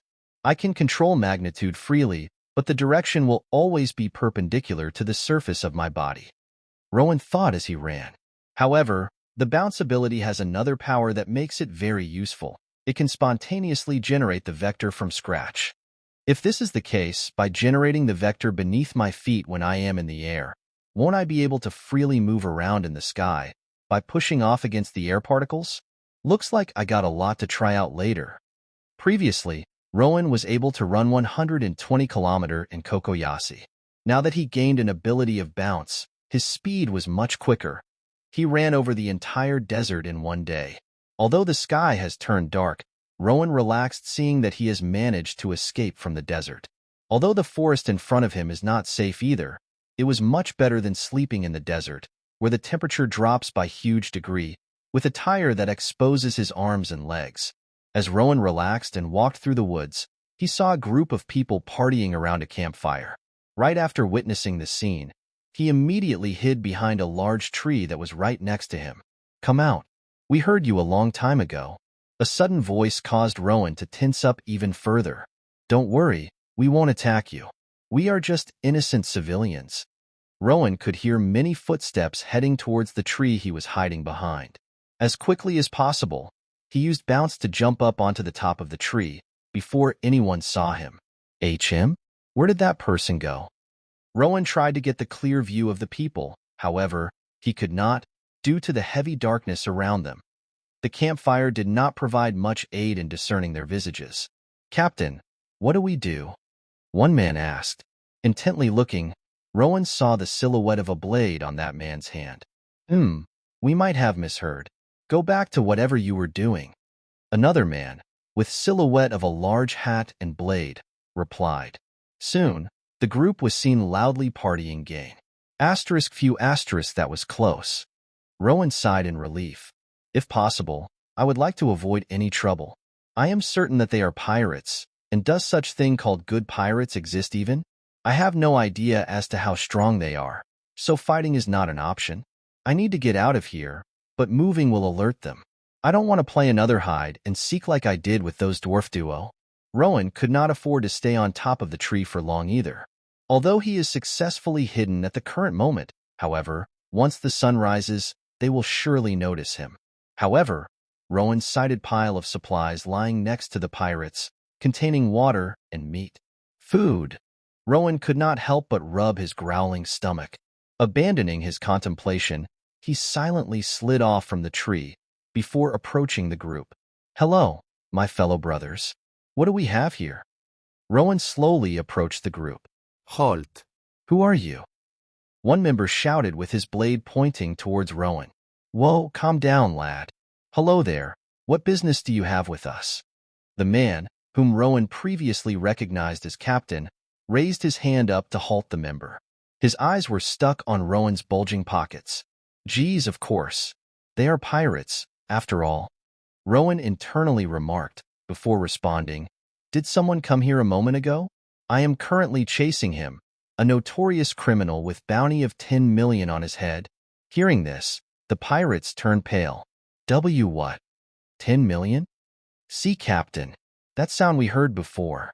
It wasn't a coincidence," one of the members said as he shook in fear, anxiously looking around. Having looked at their reactions, Rowan accessed the situation. "They are scared of 10 million. I think I should be able to beat them." Rowan slowly crouched down, earning the attentions of the pirates. "What are you trying to do?" one pirate asked in inquiry. "Wait for it." Rowan started to draw something random on the ground, making the pirates confused. "Now." Rowan suddenly jumped forward at an incredible speed, before chopping his hand on the neck of the captain. "Ah!" the captain cried as he felt sharp pain on his neck. "Captain!"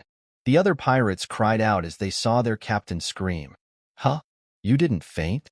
Rowan muttered. It was an act, of course. He did not wish to randomly massacre everyone in sight. Since he confirmed their inferiority through this one chop, there was no need to pursuit for their death. "Guess I will try again, Dash. Please stop. It hurts." The captain suddenly knelt with his hands rubbing together, his eyes full of tears. "We surrender. We surrender." Rowan's sweat dropped. "What are you guys doing? Hurry up and kneel." The other pirates quickly threw their weapons and knelt too. "If you want to avoid any further consequences, you better dash." Rowan was cut short again, as the captain suddenly shouted. "Do you know why we knelt?" It was to gain propulsion. Witness the power of our Neo pirates. Within a second, all of them jumped towards Rowan from their kneeling position at the same time. Not even amused, Rowan watched as all of their fists, which were clad in spike knuckles, the exact same kind he used before, approached him at once. Boom! The next moment, with one burst of bounce force all around Rowan's body, they were all blown away at the same time. Arg! They all landed back at their original spots, in Digiza form. That was just a prank. Please forgive us, sir. The captain shamelessly shouted. Please forgive us. The rest of the members said at the same time, banging their heads against the ground. Leave all your food and money right here. Then scram. Although angered at their shrewd attempt to attack him, Rowan decided to let them go. It was not worth to waste time on killing them. In one go, Rowan earned around 400,000 belly for himself. He was enjoying a good meal as well, while watching the pirates leave. Halt. Rowan suddenly had a change in mind.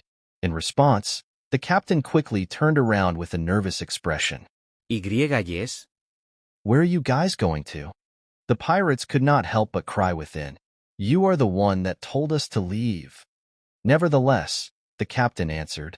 To our ship, of course. Rowan smirked. As I expected. The pirates without a ship? Not possible. Seems like I found my way out of this island. Lead me to your ship, Rowan said, as he stood up with a huge backpack tied on his back, ignoring the pirates whose eyes moistened. Chapter 14. After a week, Rowan was in the pirate ship belonging to the Neo pirates, having safely escaped the land. Since he did not have any suitable knowledge for navigation, he brought the crew along on board. While sailing for a week, Rowan did not dare to lower his guard.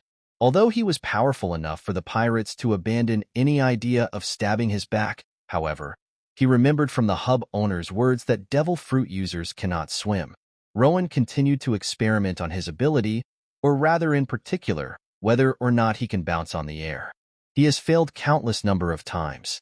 The main reason for this, as Rowan reasoned, lied on the fact that the air particles had large space around them due to frequent vibration. Pushing on them merely caused those particles to shift in position and absorb the force, instead of propelling him up. Therefore, Rowan has been modifying the bounce ability by making the expulsion of bounce force much quicker, while preserving the same magnitude. By this split-second force, Rowan was hoping to gain the ability to bounce in the sky. He could do so much more than just floating. He could change direction in midair, not just by using his feet, but any part of his body. Although the precise control of the ability required an arduous work, after a week of practice, Rowan finally managed it. Although the knock-up from the bounce is very short, Rowan would no longer be as vulnerable as he was before. Also, this ability will only further increase as my controls gets better. Since I am able to do it, as long as I can add more magnitude behind this bounce, flying would no longer be impossible. Rowan thought with glee.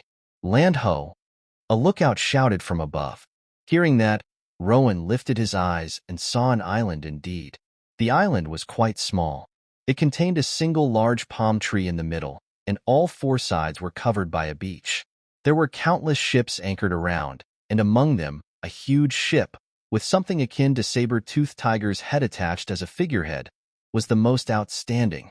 Boss, we have arrived, the captain said excitedly, waiting for Rowan's response. Sohelm Island, the island for the lawless, governed by the man of 17 million belly, the pirate Admiral Don Krieg. Before setting the course, Rowan has been contemplating as to which location would be the best to hide from the Marines. He did not want to stand out, especially after he has heard about the Marine hero, Garp. He had asked the Neo pirates about any additional places not shown in the maps, and they revealed the base of Don Krieg, who spread the location of his base to the pirates for recruitment. Although the Marines will soon hear the news, not only will it take time for them to mobilize and send troops, but Don Krieg is well known for the sheer number of pirates under him. In the end, Rowan decided that this island is the best destination for him. He would disguise himself as one of the cannon fodders so that he can stay out of Don Krieg's sight. This way, the Marines and Mad Treasure will lose the track of him. When he can be certain, he will silently quit Krieg's crew and escape. All right. From here on, If they ask you guys as to who I am just one of your crew members with no remarkable abilities. If you fail to do this, you know the consequences, Rowan said while holding his fist up, and earned the nod from the captain, who gulped in fear. The Neel pirates had no problem with Rowan's words since their original intention was to join the Krieg pirates anyway. As the ship anchored on the island, the Neel pirates and Rowan saw a bombardment of pirates, drinking and partying loudly. Getting off the ship, Rowan's group was approached by a man with short, spiky black hair and a gray headband. Jin, the man-demon. The captain of Neel pirates whispered in awe. Jin, with mace over his shoulder, simply threw a piece of the metal to the captain of Neel pirates. 27th. Don't lose that plate. It's the indication that you are Krieg pirates. Jin walked away uncaringly, leaving the group who were still looking at Jin in admiration. Rowan also faked the expression, in order to avoid any suspicion. Welcome, fellow pirates. Suddenly, a booming voice was heard. Everyone turned their head and saw a purple-haired man with a muscular frame, wearing golden armor. His expression was stern and serious, earning the crowd to quieten down before erupting in excitement. The ruler of the East Blue, Pirate Fleet Admiral, Don Krieg. The pirates screamed, earning a haughty smile from Don Krieg. I suspect that according to my plan, in a few days, the Marines will gather troops and reach here. Therefore, tomorrow, we will be moving out and sailing around the long way to avoid any encounter with them. At the same time, we will invade their empty branches one by one and rack up the fortunes. Don Krieg announced in a charismatic tone, and many pirates revealed their wicked smiles as they heard him. The Marines will never bring out their full force, and hence, that was the reason why they would group up to join forces. However, even with the remaining troops defending the base, it won't be enough to defend the sheer number of Krieg's fleet.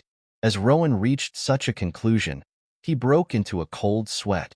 That does sound scary, all right? How will the Marines even defend against something like that? Our ultimate goal is to reach the Grand Line. We will swarm through the ocean for the brightest treasure in the whole world, One Piece.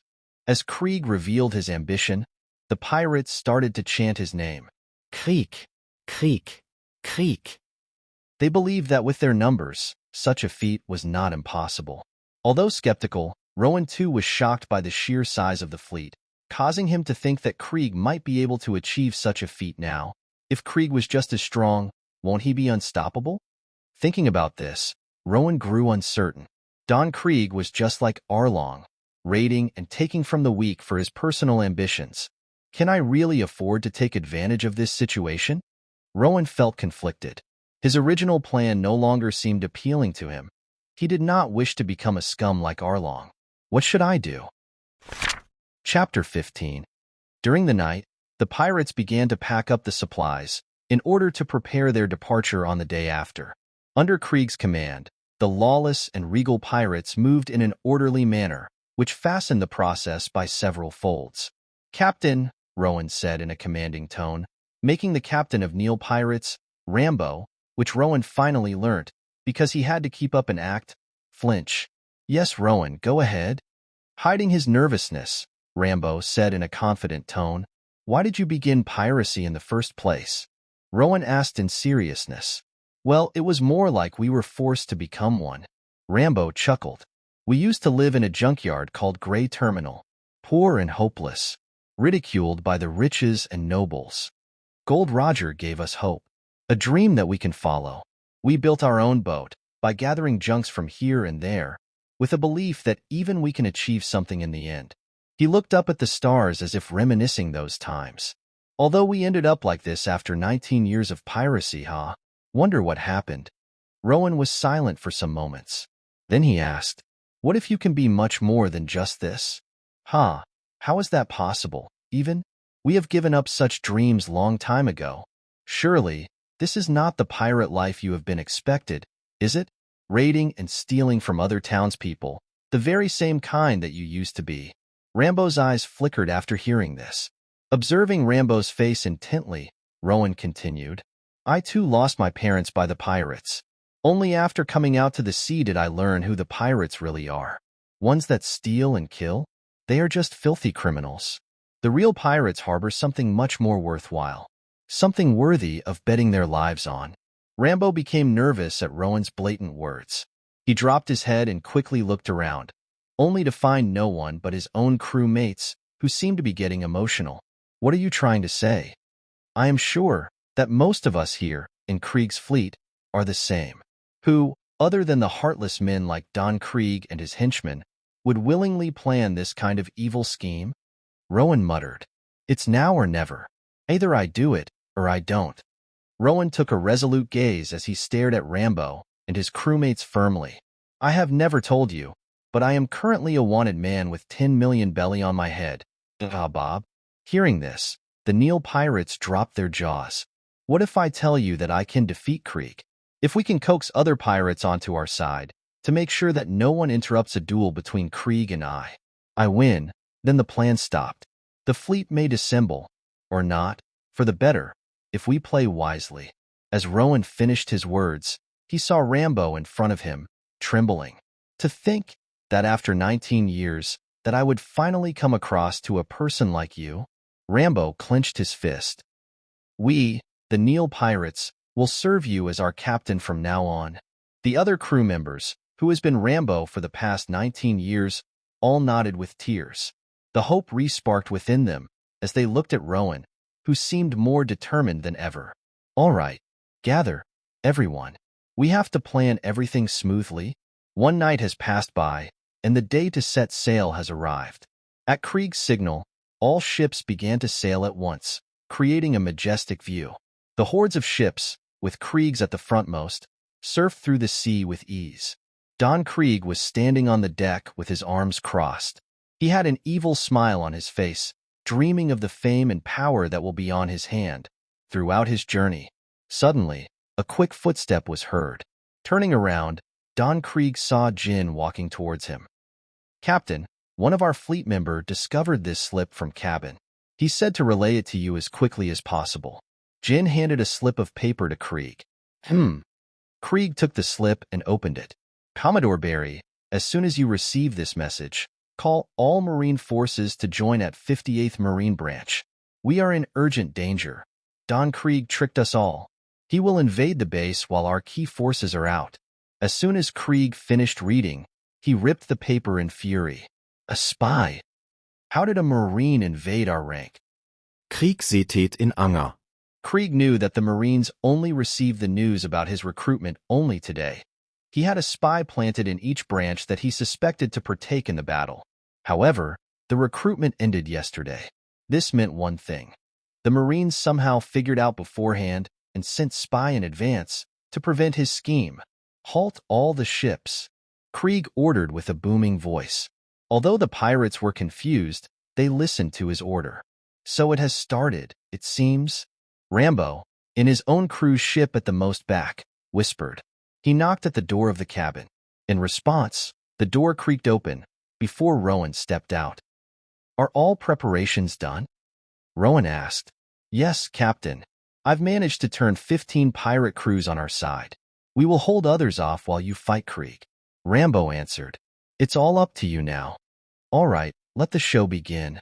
The ships in the front halted, due to Krieg's command. However, the ships belonging to latter half continued to advance forward, and directly crashed into the ships of the front half. What's going on? One of the pirate members screamed in confusion as their allies suddenly attacked them. I didn't join Krieg fleet to raid a village. Where is an honor in that? One rebel shouted as he jumped onto the neighboring ship while carrying his sword. Are you guys going insane? Meeting the sword of a rebel with his own, a pirate loyal to Krieg screamed. Watching the sudden betrayal, Krieg became outraged. How can this be? Does the name Don Krieg hold no fear? Jin seethed in anger as he watched the fights break. In midst of chaos, 4 ships directly advanced to Krieg's majestic dreadnought Saber. Among them, a small ship, belonging to Rambo and his Nile pirates, was in the frontmost position. Boom, 4 ships all collided to dreadnought Saber at once, and the pirates poured out from each ship, beginning the clash with Krieg pirates. Krieg watched as the scene in front of him unfold. Shaking in rage he never felt before, Krieg shouted, "Wipe them out! Leave no one alive!" Obeying his order, Jin and Pearl, who were standing right next to Krieg, rushed to the crowds. However, he was forced to lift up his mace to block a blade. "You shall pass no longer." Rambo, although his legs were shaking, lifted his blade against Jin. "Move, trash!"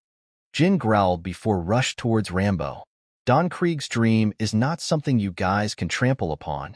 Jin's speed was frightening, that Rambo, at his current strength, did not have a time to react.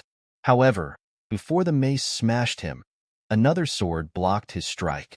Roly the Death Sonata, joining the battle, another person, with an appearance of blonde hair and suit, intercepted. Music slash. An arc of sword slash was sent flying towards Jin, which was easily blocked by Pearl, who stepped up to the front. Right after, he was forced to block 2 gunshots towards him. "Let us help you also."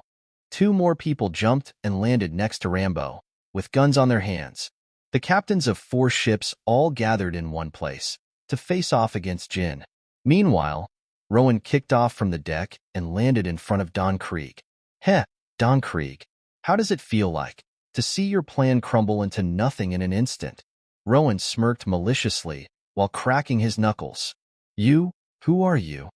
Krieg clenched his teeth, while his hands gripped so hard that a piece of metal pole that he was holding onto gained a dent. "No matter. I will ensure that you have the most painful death." Seeing that Rowan had no armor or weapon on him, Krieg snorted. Suddenly, the shoulder plates of his armor combined together, and Krieg pulled a handle within, causing a blade to spike out from it. A huge, strange-looking spear was formed. "Spread my name far and wide, Krieg. Uchiha Bob shall be the reaper of your life." Rowan cringed, but nonetheless shouted out, "That 10 million belly brat. You think you can defeat me, the great pirate admiral with bounty of 17 million? Don Krieg charged at Rowan, at slowest speed Rowan has ever seen. Pulling his arms back, Don Krieg slammed his battle spear towards Rowan. Rowan quickly dodged it by jumping up from the deck. Subsequently, Rowan propelled himself towards Don Krieg by bouncing off of the air. In response, Don Krieg's spear separated, and he held them out as shields. Those shields then shifted and revealed a handful of gun barrels that appeared in an instant. While Rowan was still speeding towards Don Krieg, a barrage of guns and missiles were fired. However, to Don Krieg's horror, the weapons, which shot towards Rowan at an incredible speed, did not explode, however, were bounced off of Rowan the moment they touched his body and flew in every direction. Boom. Boom. Boom. Various parts of Dreadnought Saber got damaged due to the explosions. After facing Mad Treasure, I have been thinking of ways to bypass the armors and other heavy defenses, ones like you have. Rowan thought as he cocked his hand back. 3-hit nail punch. At high speed, Rowan's fist crashed onto Krieg's armor-clad body. Bang, bang, bang. 3 loud and sharp noises were heard, and at next moment, everyone witnessed a bleeding Krieg flying. Boom! A dust rose as Krieg crashed into the cabin. As the dust cleared, Krieg was seen to be walking out with the middle of his armor broken and oozing out of blood. "Uchiha, Bob." Krieg roaret. "It has just started, Krieg. Entertain me." Rowan shouted back, with his legs crouched for another propulsion. Chapter 16. Don Krieg was dumbfounded. Throughout his whole pirate career, even the strongest marine he ever faced lost against the sheer quantity of his weapons. However, Rowan's ability to deflect attacks was unheard of. He was the direct counter for Don Krieg, as Krieg previously saw how Rowan dealt with his guns and missiles. Still, Rowan did not dare to rush to Krieg's proximity. He does not know what else Krieg is hiding, and carelessness will lead to his instant death. Slowly, Krieg lifted up one of the golden shields he was holding onto and pointed it towards Rowan. "Ah, it's the deadly gas poison." The Krieg pirates recognized what Krieg was about to do, even in the middle of the battle. Hurriedly retreating, they placed masks on their faces, including Jin and Pearl. Although bleeding, Krieg grinned as he placed a mask on his face as well. "Let's see if you can handle this one too, boy." Deadly poison gas bomb. MH5. One bomb flew out of Krieg's shield towards Rowan. Poison, no. Looking around, Krieg pirates had masks on. If this gas spreads throughout the whole ship, only the rebellion would suffer the damage, and they will be at a severe disadvantage. Rowan inhaled a deep breath. A huge amount of air was being sucked in by him. Rowan was using his bounce force internally, on every inner surface of his mouth, all the way to the lungs. This allowed him to compress the air to the utmost degree. He was currently holding much more air within him than usual. PSSSH. The bomb exploded in midair, right above Rowan, and the gas started to seep out from the capsule. The Krieg pirates laughed as they saw the rebel pirate panicking. However, in the next moment, something unbelievable happened. Aeroblast. Rowan thought of a Pokemon move as he expelled the air within him at once, towards the gas above him. With a terrifying sound, the huge vortex of air gushed out of him, and completely extinguished poison gas into oblivion. How? Seeing this, Krieg couldn't help but scream in horror.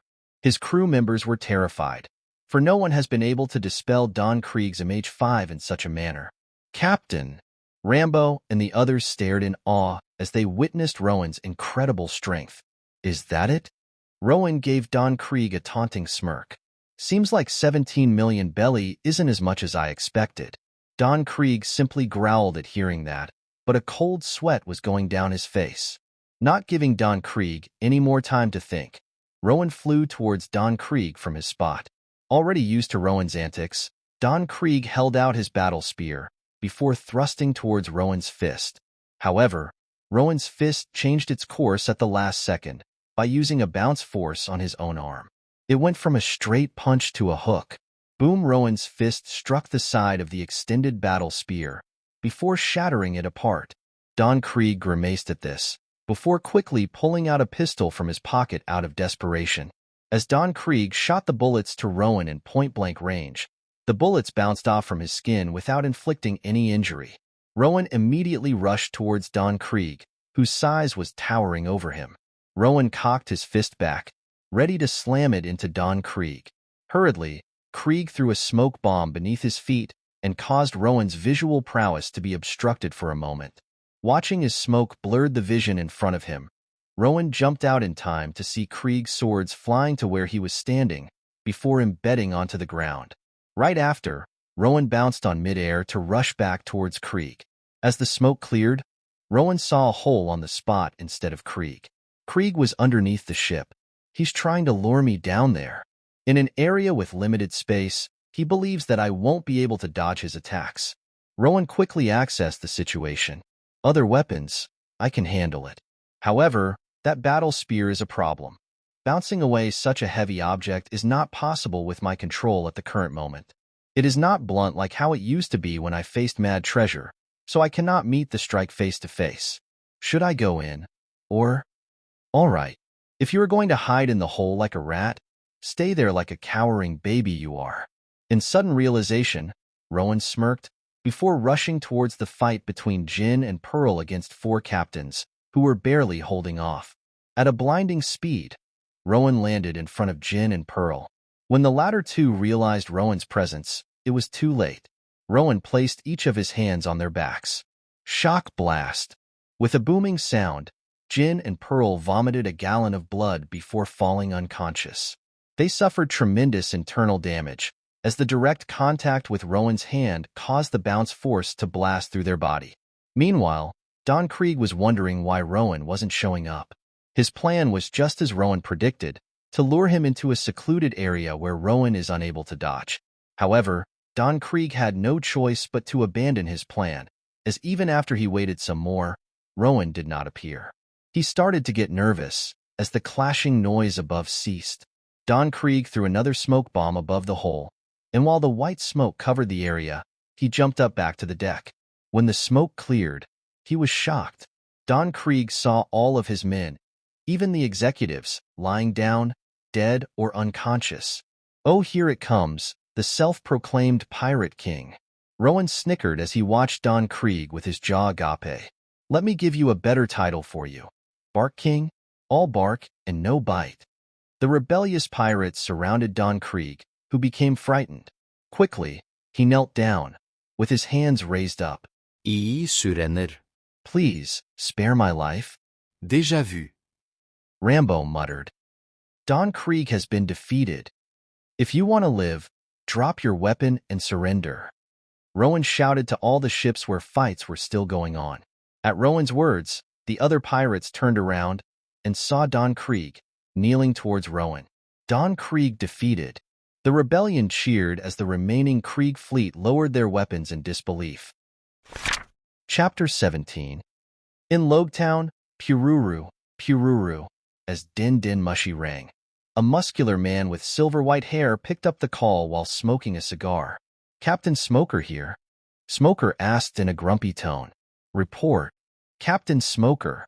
Today, the Joint Marine Force located the pirate base of Don Krieg. To our surprise, however, we did not encounter any battle. The Don Krieg pirates were already knocked unconscious and tied. A voice from Din Din Mushy made a report in a restrained tone. What? We made an interrogation on them and found out that Don Krieg has fallen to the hands of Uchiha Bob, an individual also responsible for the death of Arlong. Mad Treasure is already a headache by himself, and now, Uchiha Bob, the weakest of all the seas? What a joke. Smoker gritted his teeth as he held on the dial from Din Din Mushy, breaking the cigar he was holding onto. We can't possibly let them roam around like wild dogs. Smoker hanged the call before looking at a person next to him. Call headquarters about this matter and issue my permission to chase after them. Smoker ordered. Yes, sir. Smoker exited the room as the Marine next to him saluted. Captain Bob. Praise the Captain Bob. The pirates were joyously shouting as they looked at Rowan. Rowan mentally cringed. He would never get used to that name. Actually, my real name is Grimheart Rowan. After thinking of cool last name, Rowan proclaimed, it's time to change his name, once and for all. Uchiha Bob is the name of my deceased friend. I used it as my fake name to cherish my memories with him, Rowan said with dramatic tone, fake tear glimmering on his eyes. Wah, that's so sad. To think that was the case. The pirates all got emotional, and some were blatantly crying. All right, everyone. Before we begin, I would like to thank all of you for making hard decisions. Although your past actions may be inexcusable, you have turned away from the wrongdoings for good. Let this be your first step. Rowan spoke as he held out his arms wide. Just like Don Krieg, I too have a dream.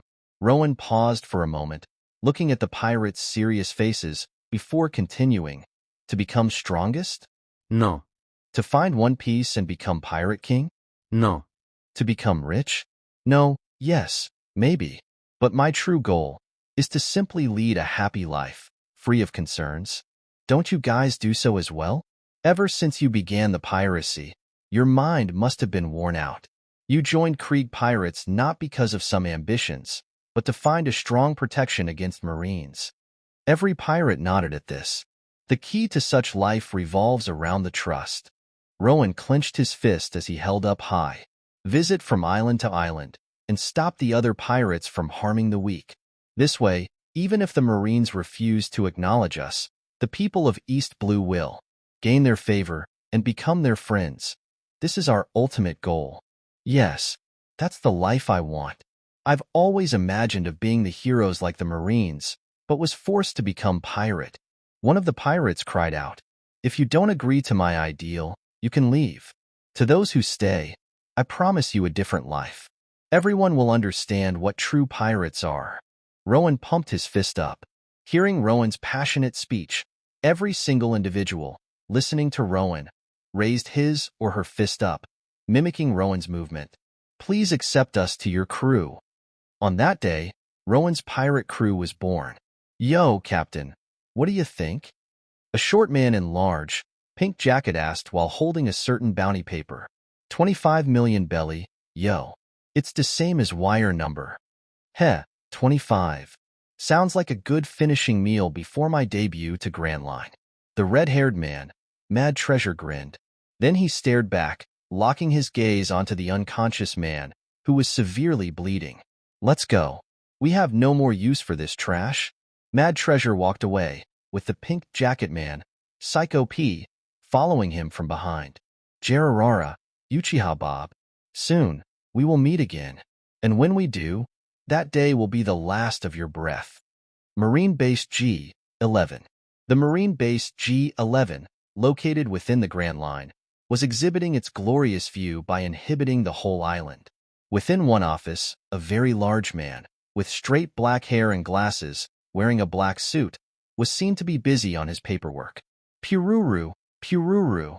The din-din mushy rang all of a sudden, causing the man to jolt up from his work. Rear Admiral Batten, we have received a request from the East Blue that Captain Smoker would like for a permission to leave his post, to pursue the rising pirates with potentials to become super rookies, Mad Treasure and Uchiha Bob. HM? Who are those, even? Don't call me for such a matter, Commodore. Decide it on your end. I don't have time for it. The Rear Admiral Batten hung up the call right away with irritation. Wait, Batten stopped, recalling something. Uchiha? Where have I heard that name? Again? Chapter 18. 6 months have passed since the establishment of Rowan's pirate fleet, consisting of around 2,000 men. They have been roaming throughout the entirety of the East Blue by dividing into different groups and preventing many malicious pirates from harming the weak. With such selfless acts, the majority of the citizens of the East Blue began to call Rowan and his fleet the Angel Pirates. Some began to help them out even, such as receiving the bounties of the pirates captured in Angel Pirates' stead, who are unable to claim the bounties for themselves. As Rowan's influence grew, the world government became afraid that the good deeds done by Rowan's pirate crew will reduce their influence over the East Blue. Hence, they made a few adjustments. First, they increased the number of Marines stationed in the East Blue, to show that the Marines are still formidable and more trustworthy than Rowan's fleet. Second, they gave Rowan the official title of the Demon of the East Blue, while raising his bounty by another 5 million. His total bounty is now 30 million belly. In order to emphasize that Rowan is a brutal, violent, and despicable pirate, his name also switched from Uchiha Bob to Grimheart Rowan, as the latter name sounded more menacing than the previous. Hence, the irony ensued, where the people within the East Blue called Rowan's fleet the Angel Pirates, while the people from other places called them the Demon Pirates. Meanwhile, due to the actions of the Demon Pirates and the increased number of station Marines, along with Smoker's occasional aids as he tracked down the Demon Pirates, the East Blue gained a new term as the Safe Haven. The malicious pirates were arrested without an exception. Receiving such news, those with malicious intents were discouraged from becoming pirates. With such huge impacts that Rowan made, even some Marines began to see him in a good light. Some Marine branches turned their eyes blind when Rowan fleet arrived onto their islands, while some even overlooked and hanged out with the Demon Pirates, as if they were the best friends. Pururu, Pururu, the din-din mushy rang in front of Rowan, who was sitting down on his captain's room. Picking up the dial, Rowan brought it close to his face. Moshi Moshi? Captain, you there? A voice belonging to Roly the Music Blade, who handles the 2nd division of his fleet, spoke. Yes, I am on. Go ahead. Rowan replied. Captain, we have finally discovered Mad Treasure's whereabouts. According to one of our informants, Mad Treasure was sailing towards the Dtown. It seems that he is planning to enter to the Sea of Grand Line. Roly spoke with formality. Thinking through for a few moments, Rowan replied, Tell everyone to continue on with their current businesses. I will personally go with 1st Division to deal with Mad Treasure. Will it be okay, Captain? You told us that last time you two fought, you barely managed to escape. Don't worry. My priority isn't to defeat Mad Treasure, but to make sure that no civilian casualty arises due to his rampage. Besides, me 6 months ago cannot even be compared to current me, in terms of strength. Okay, Captain. Roly out. I wish you the best of the luck. Rowan placed the dial back as the call was hung up. Grand Line. Is it really worth to bet life? Rowan's curiosity ached. What particular reason is there to leave the safe and predictable sea, just to encounter chaotic dangers and incomprehensible disasters? Rowan exited his room and walked up to the deck of the ship. The ship was quite moderate in terms of size. It was painted in gray and blue. The head of a lion was at the edge of the ship as the figurehead. On sailcloth, there was the drawing of the pirate symbol. which had an angel's halo above the skull. Below the pirate symbol, the word Grimheart was written. Rambo, we have an intel, Rowan said to Rambo, who was ordering around the crew members. Meldtresser repiert. Meldtresser. See, Captain, I feel sick all of a sudden. I don't think I can go. Rambo faked sickness as his face paled in fear. Oh, I know a good doctor who lives in the island near this location. Why don't we go visit him, Dash? All right. Change the course to Dtown. We are already few steps behind, for we have no idea how far he is. Rowan slightly laughed at Rambo's comedic response. Don't worry too much. Our main priority isn't to defeat Mad Treasure, but to ensure that there is no casualty. After all, we cannot ruin our reputation, can we? Rowan smirked while giving Rambo's slouched shoulder a pat. Soon, Rambo recovered and began to give instructions to crewmates. According to my calculation, we will reach Dtown in around 10 hours, with our Grimheart's max speed. The navigator notified while rubbing the wall of the ship fondly. All right, inform me when we arrive. I will be in the training room as usual. Rowan nodded before walking off, leaving the crew members to whisper among themselves. That training maniac? Geez, not again. Did you see? Last time, I've seen him lifting up a boulder while doing push-ups. Why is he putting himself through that torture? The crew members shook their head before going back to their tasks. Rowan reached the training room that he made sure to place when ordering this ship. Due to the limits in the weight the ship is able to hold, Rowan was unable to add crazy stuffs like 5-ton dumbbell. However, the room still contained basic equipment such as metal bar. Rowan grabbed the metal bar. Tightly gripping it, he began his daily pull-ups. 1, 2, 3, 4, 5. Rowan was genuinely enjoying the exercise. Oh yeah, this is some good stuff, all right? He became addicted to the exercise, especially when he gained access to whole new equipments that he can use to work out. The time quickly passed by, and Rowan was still on his pull-ups, not realizing how much time has passed by. 80,000, 80001, 80002, 80003. Knock knock, Captain, you there? We have arrived. A knock was heard as someone spoke out. What? 10 hours passed by already?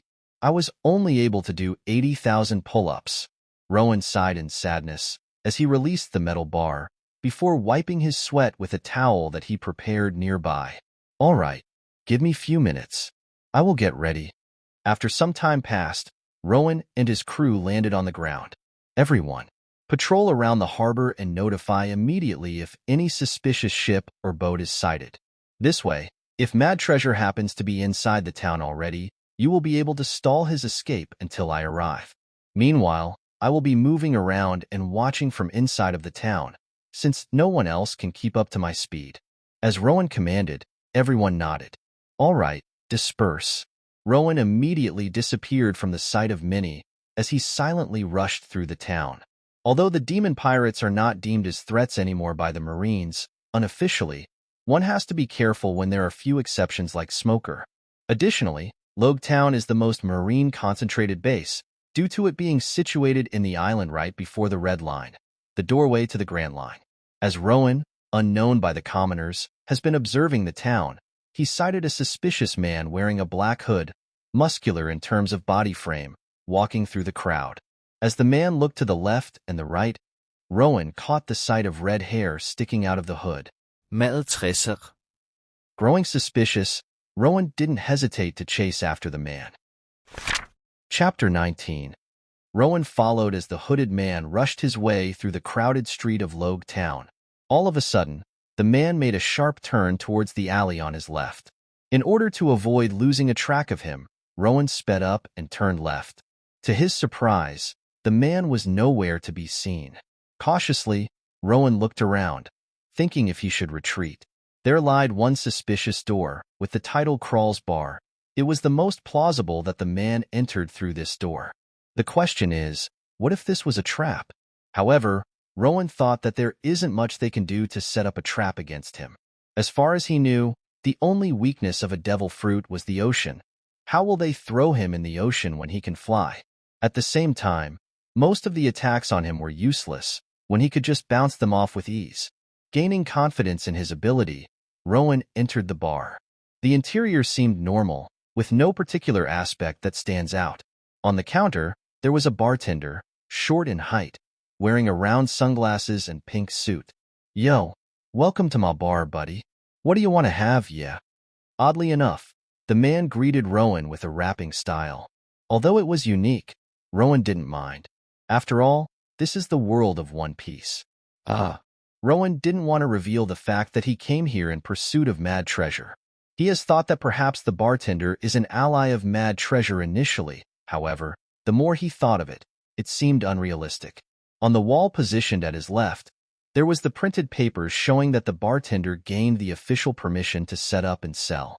Right next to that paper was the official confirmation of his identity. It read, "Side shop, age, 29, no criminal record, thoroughly checked by the Marines as per to the request."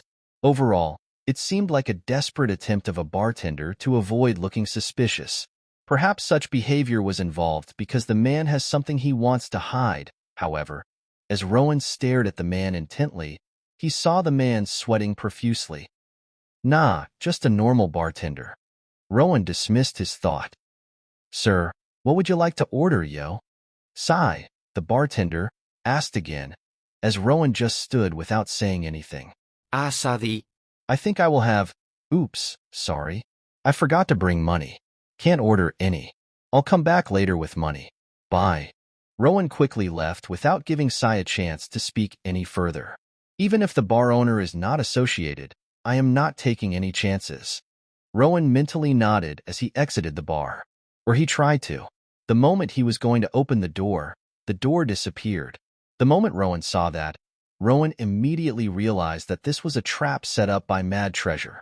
Without hesitation, Rowan quickly slammed a punch on the ceiling, forming a crack. However, before he could do any more, Rowan felt drowsy all of a sudden, and he fell, having lost an ability to control his body.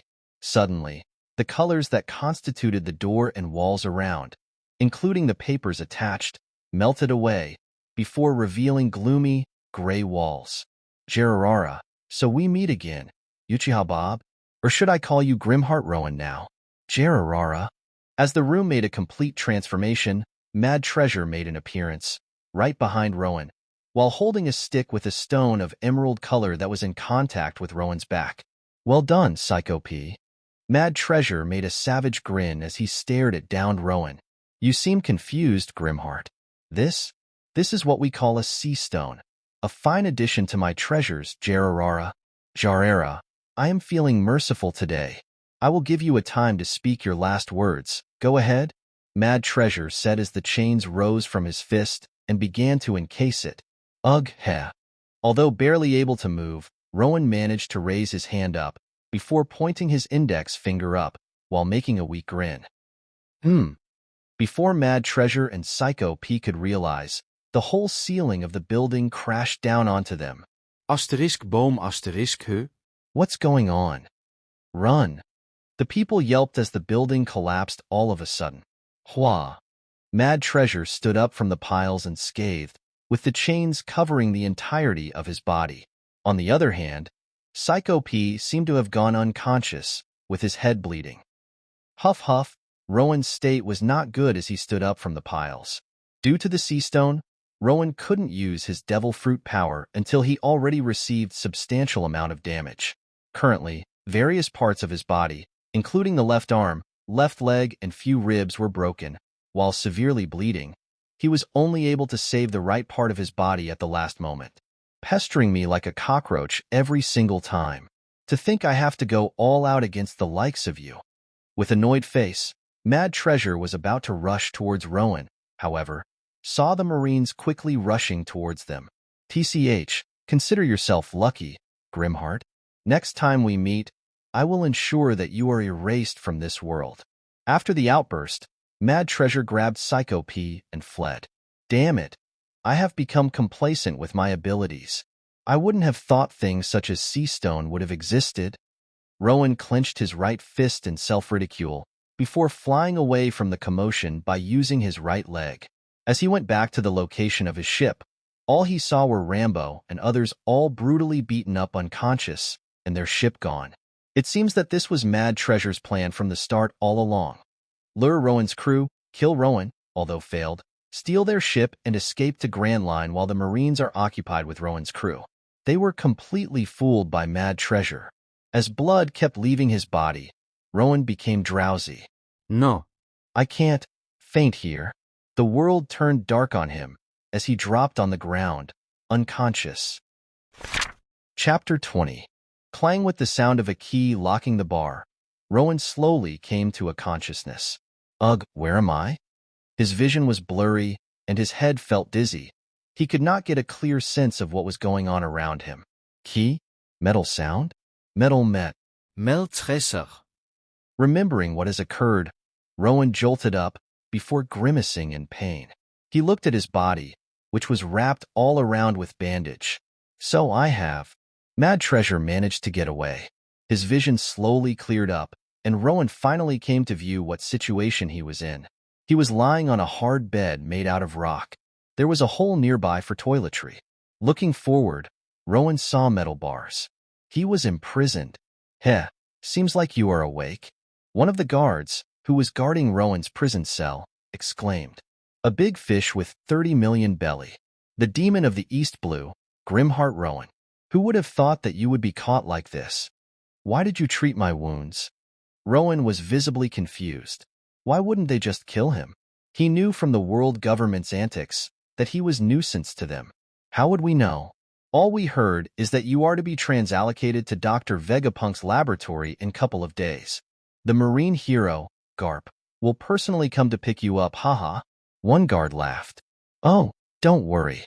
Soon, you will be suffering a fate worse than what your crew mates have gone through. Look forward to it. Stop, just continue guarding. The other guard sighed while holding his hand up. Turning to Rowan, he sighed again and shook his head. If only you didn't kill the Marine captain before, you might have had your chance in Marine. You brought this upon yourself.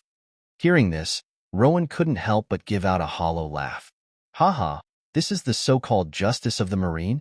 I have defeated or killed Arlong, Don Krieg, corrupted Marines, and other evildoers, all by myself. In fact, aren't I closer to the definition of justice than you? The guards didn't reply, and his words got ignored. In the end, what was the point? Were my actions, up until now, in vain? Looking at his sea stone cuff over the bandages, Rowan growled in remorse. Was it wrong to wish for everyone's safety? Was it too unrealistic? I just wanted to lead a safe and joyful life. Rowan could do nothing but only stare at the ceiling in sadness. Rambo, Jerry, Brandy, everyone, I am sorry. The 1st Division all got executed without any hesitation from the Marines. Previously, Rowan thought that all good wills his fleet has done will bring good results. He saw the Marines revealing good intentions to them in the past. It seems that he was naive. He has forgotten that this world was cruel and has been viewing the world too optimistically. There was nothing that he could do except to wait for his fate. For the next 2 days, Rowan lived through a torture. Minimal water and dry food. Continuous ridicules from the guards and the passers-by. He could handle those, for he still had a hope. This said hope crashed when he heard that the rest of his fleet betrayed him. All he could think of was my life in vain? And the 3rd night has come. Rowan was lying down on the stone bed, with his eyes hollowed out, having ceased to think any longer. Thud thud, all of a sudden, the guards in front of Rowan's cell fell. Although Rowan heard it, it invoked no response from him. Clang, a sound of key unlocking the lock was heard. Tap tap, a sound of someone hurriedly running towards him. Said individual stopped in front of him, before taking out another key to unlock his sea stone cuff. Rowan lazily moved his gaze onto an individual who infiltrated into his prison cell before his eyes widened. You are Dash. His mouth was quickly blocked before it could speak any longer. The figure standing was the girl with short light purple hair, whom he has previously saved from Mad Treasure at the Oram 6 months ago. Sure, I have barely managed to break through here. Geez, why are there so many guards stationed? Hurry, let's leave. They will find out in no time. Grabbing his arm, the girl yanked him towards the exit. If I am correct, The second batch of guards will come to replace this group after an hour approximately. However, the patrol guards check this cell every 5 minutes. Their rotation is counterclockwise, which means they will be coming from that direction. The girl muttered before pulling Rowan through the prison. All right. Thankfully, the prison here isn't that big, due to the fact that all prisoners tend to get shipped to the impel down. Making through the entrance will be impossible, since it's heavily guarded. Seeing that the girl seems troubled, Rowan placed his hand on the wall, before breaking the portion into pieces with his bounce. Oh, how convenient. Come on, let's go. They swiftly managed to escape the prison. The girl let Rowan in such a way that they avoided any major street. They soon arrived at the harbor, where a small boat was anchored. Beep beep, a high-pitched noise ensued from the prison, signaling that a prisoner has escaped. The Marines began to pour out of the base in hurry, quickly running to cover every direction. Hurry, get on the boat. Rowan and the girl quickly got on the boat. Using his bounce force to blast off of the air, the boat propelled at a very high speed.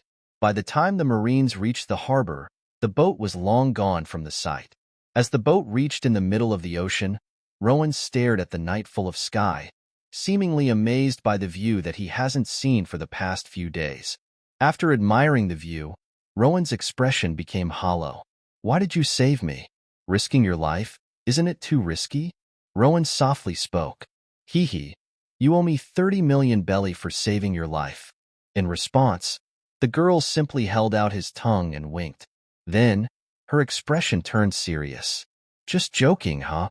I just happened to be there at that time, and I couldn't ignore the fact that the person caught is the savior of my life. It's funny how it turned out. My closest crew mates killed off without any compensation for good things they have done, just because they were already close to death. The others from my fleet turned their back on us and announced the establishment of Rolly Fleet. Rowan said with a laugh. Haha, all of this happened within a week. Isn't life so unpredictable? The girl stayed silent for a moment, listening to Rowan. As if contemplating something, she spoke up. Well, if you say it like that, I can't disagree. Disowned by my own father, surviving on the streets and making a living by thefts, encountering mad treasure, and you. You might not have known, but ever since I was born, you were the first one who were good to me. From that moment, I knew that you are a good person. They stayed on the boat in resolute silence, as the wind directed the boat to somewhere that none of them knows. Hey, Rowan opened his mouth. I forgot to ask, what's your name? Heh, I was wondering when you would say that. The girl replied with a wide smile. After all, what kind of person doesn't even know one's savior? I am Karina. Nice to meet you. The girl, now known as Karina, grinned as she held out a hand. Smiling back, Rowan grabbed the outstretched hand and shook. Kinda late to say this, but thank you for saving me, Karina. Chapter 21. A day has risen in the Carroll town, belonging to the Cross Island that is located at the south of the East Blue. After Rowan and Karina's successful escape, the Marines attempted for an immediate chase.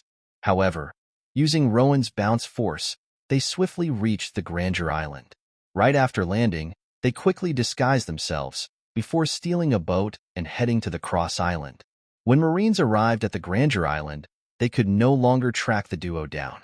Currently, using the money Karina got on herself, they recuperated in an inn. They have been sitting on the table, thinking about their next course of action. So are you going to continue your angel pirates?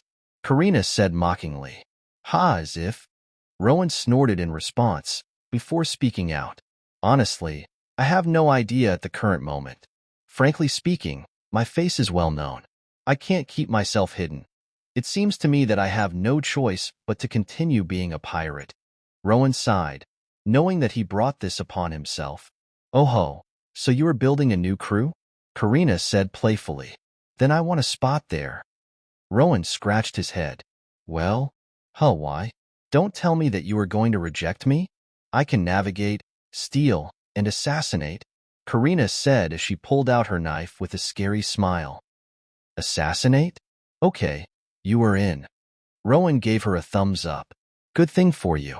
Got lucky here, having acquired the titles of Grimheart Rowan's first mate and the vice captain of the Demon Pirates. Yay, Karina pumped her fist up in an excitement. So what's the plan? I think we should stay and train a bit more. Stay in the East Blue? Nope. With Mad Treasure gone to Grand Line, the Marines stationed here will be chasing after me for days and nights. Therefore, Rowan held up his finger as he spoke. We will ensure to become hella strong before heading out to Grand Line ourselves. Rack up tons of fortunes, gain more crew members, and beat up anyone who blocks us. Aye, aye, Captain. Karina replied with a cheeky grin as she saluted. All right. With all that said, our training begins today. For the next 6 months, Rowan and Karina train themselves diligently. Rowan has focused on a further development of his basic strength, as he realized that he relies on his fruit ability too much. Since he has already developed an absurd physical strength, Rowan's training went next level. 20,000 push-ups with a huge boulder tied around his back.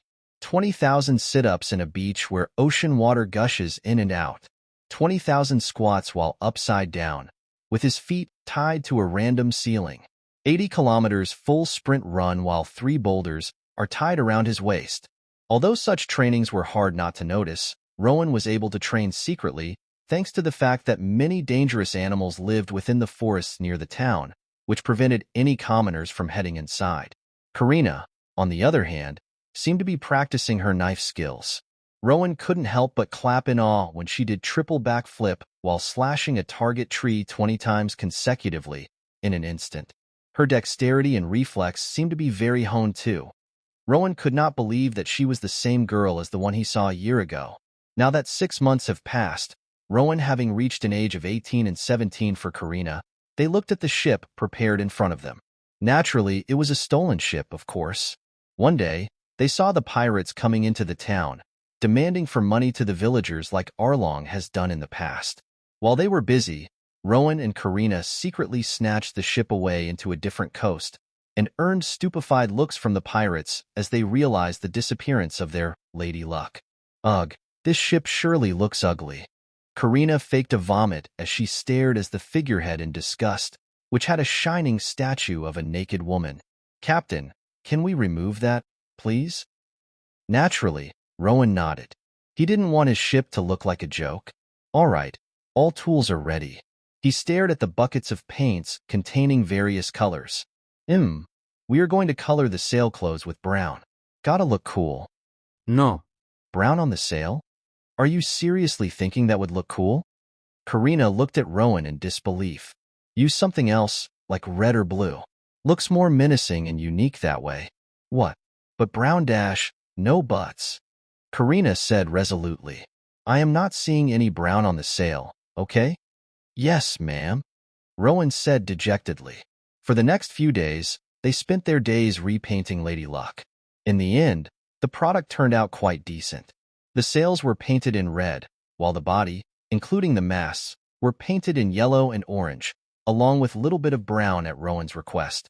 The ship looked simply flamboyant. Ooh, very fiery. I like it.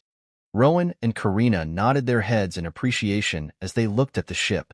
What should the new name of this ship be? Karina asked to Rowan, who was contemplating. Something related to fire would match nicely.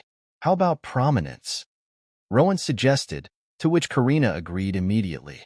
All right, prominence then. Rowan nodded, before shouting ahead. Hey, Lady Luck, you heard that? Your name, from now on, is Prominence. Believe it? Karina laughed before lifting up her brush. Well, we only have one last thing to do now. Jolly Roger. Well, whatever the end product may be, Rowan sighed. Please, don't let it turn out like my last one. Seriously, a bald skull with a halo? That was the ugliest one I've ever seen. They thought about it while drawing many possible candidates. How about this one? Karina said, pointing at the particular Jolly Roger, where the skull had red eyes and black hair. The overall structure, including the bones at the back, had blue hues around the edge. This one looks pretty unique, and anyone would recognize this Jolly Roger as you. Yeah, that one seems quite good. Rowan agreed to Karina's idea. Soon after, the Jolly Roger officially made its way on top of their sail. They stared at the finished ship in pride. The ship that they will be riding on, standing tall majestically, The horrendous Lady Luck was long gone and replaced by the cool-looking prominence. Rowan and Karina heard the voice all of a sudden, but couldn't see where it came from. Shrugging, they thought that they misheard. That's the end of this tale for now. Thank you for watching, and I'll see you in part 2. Peace.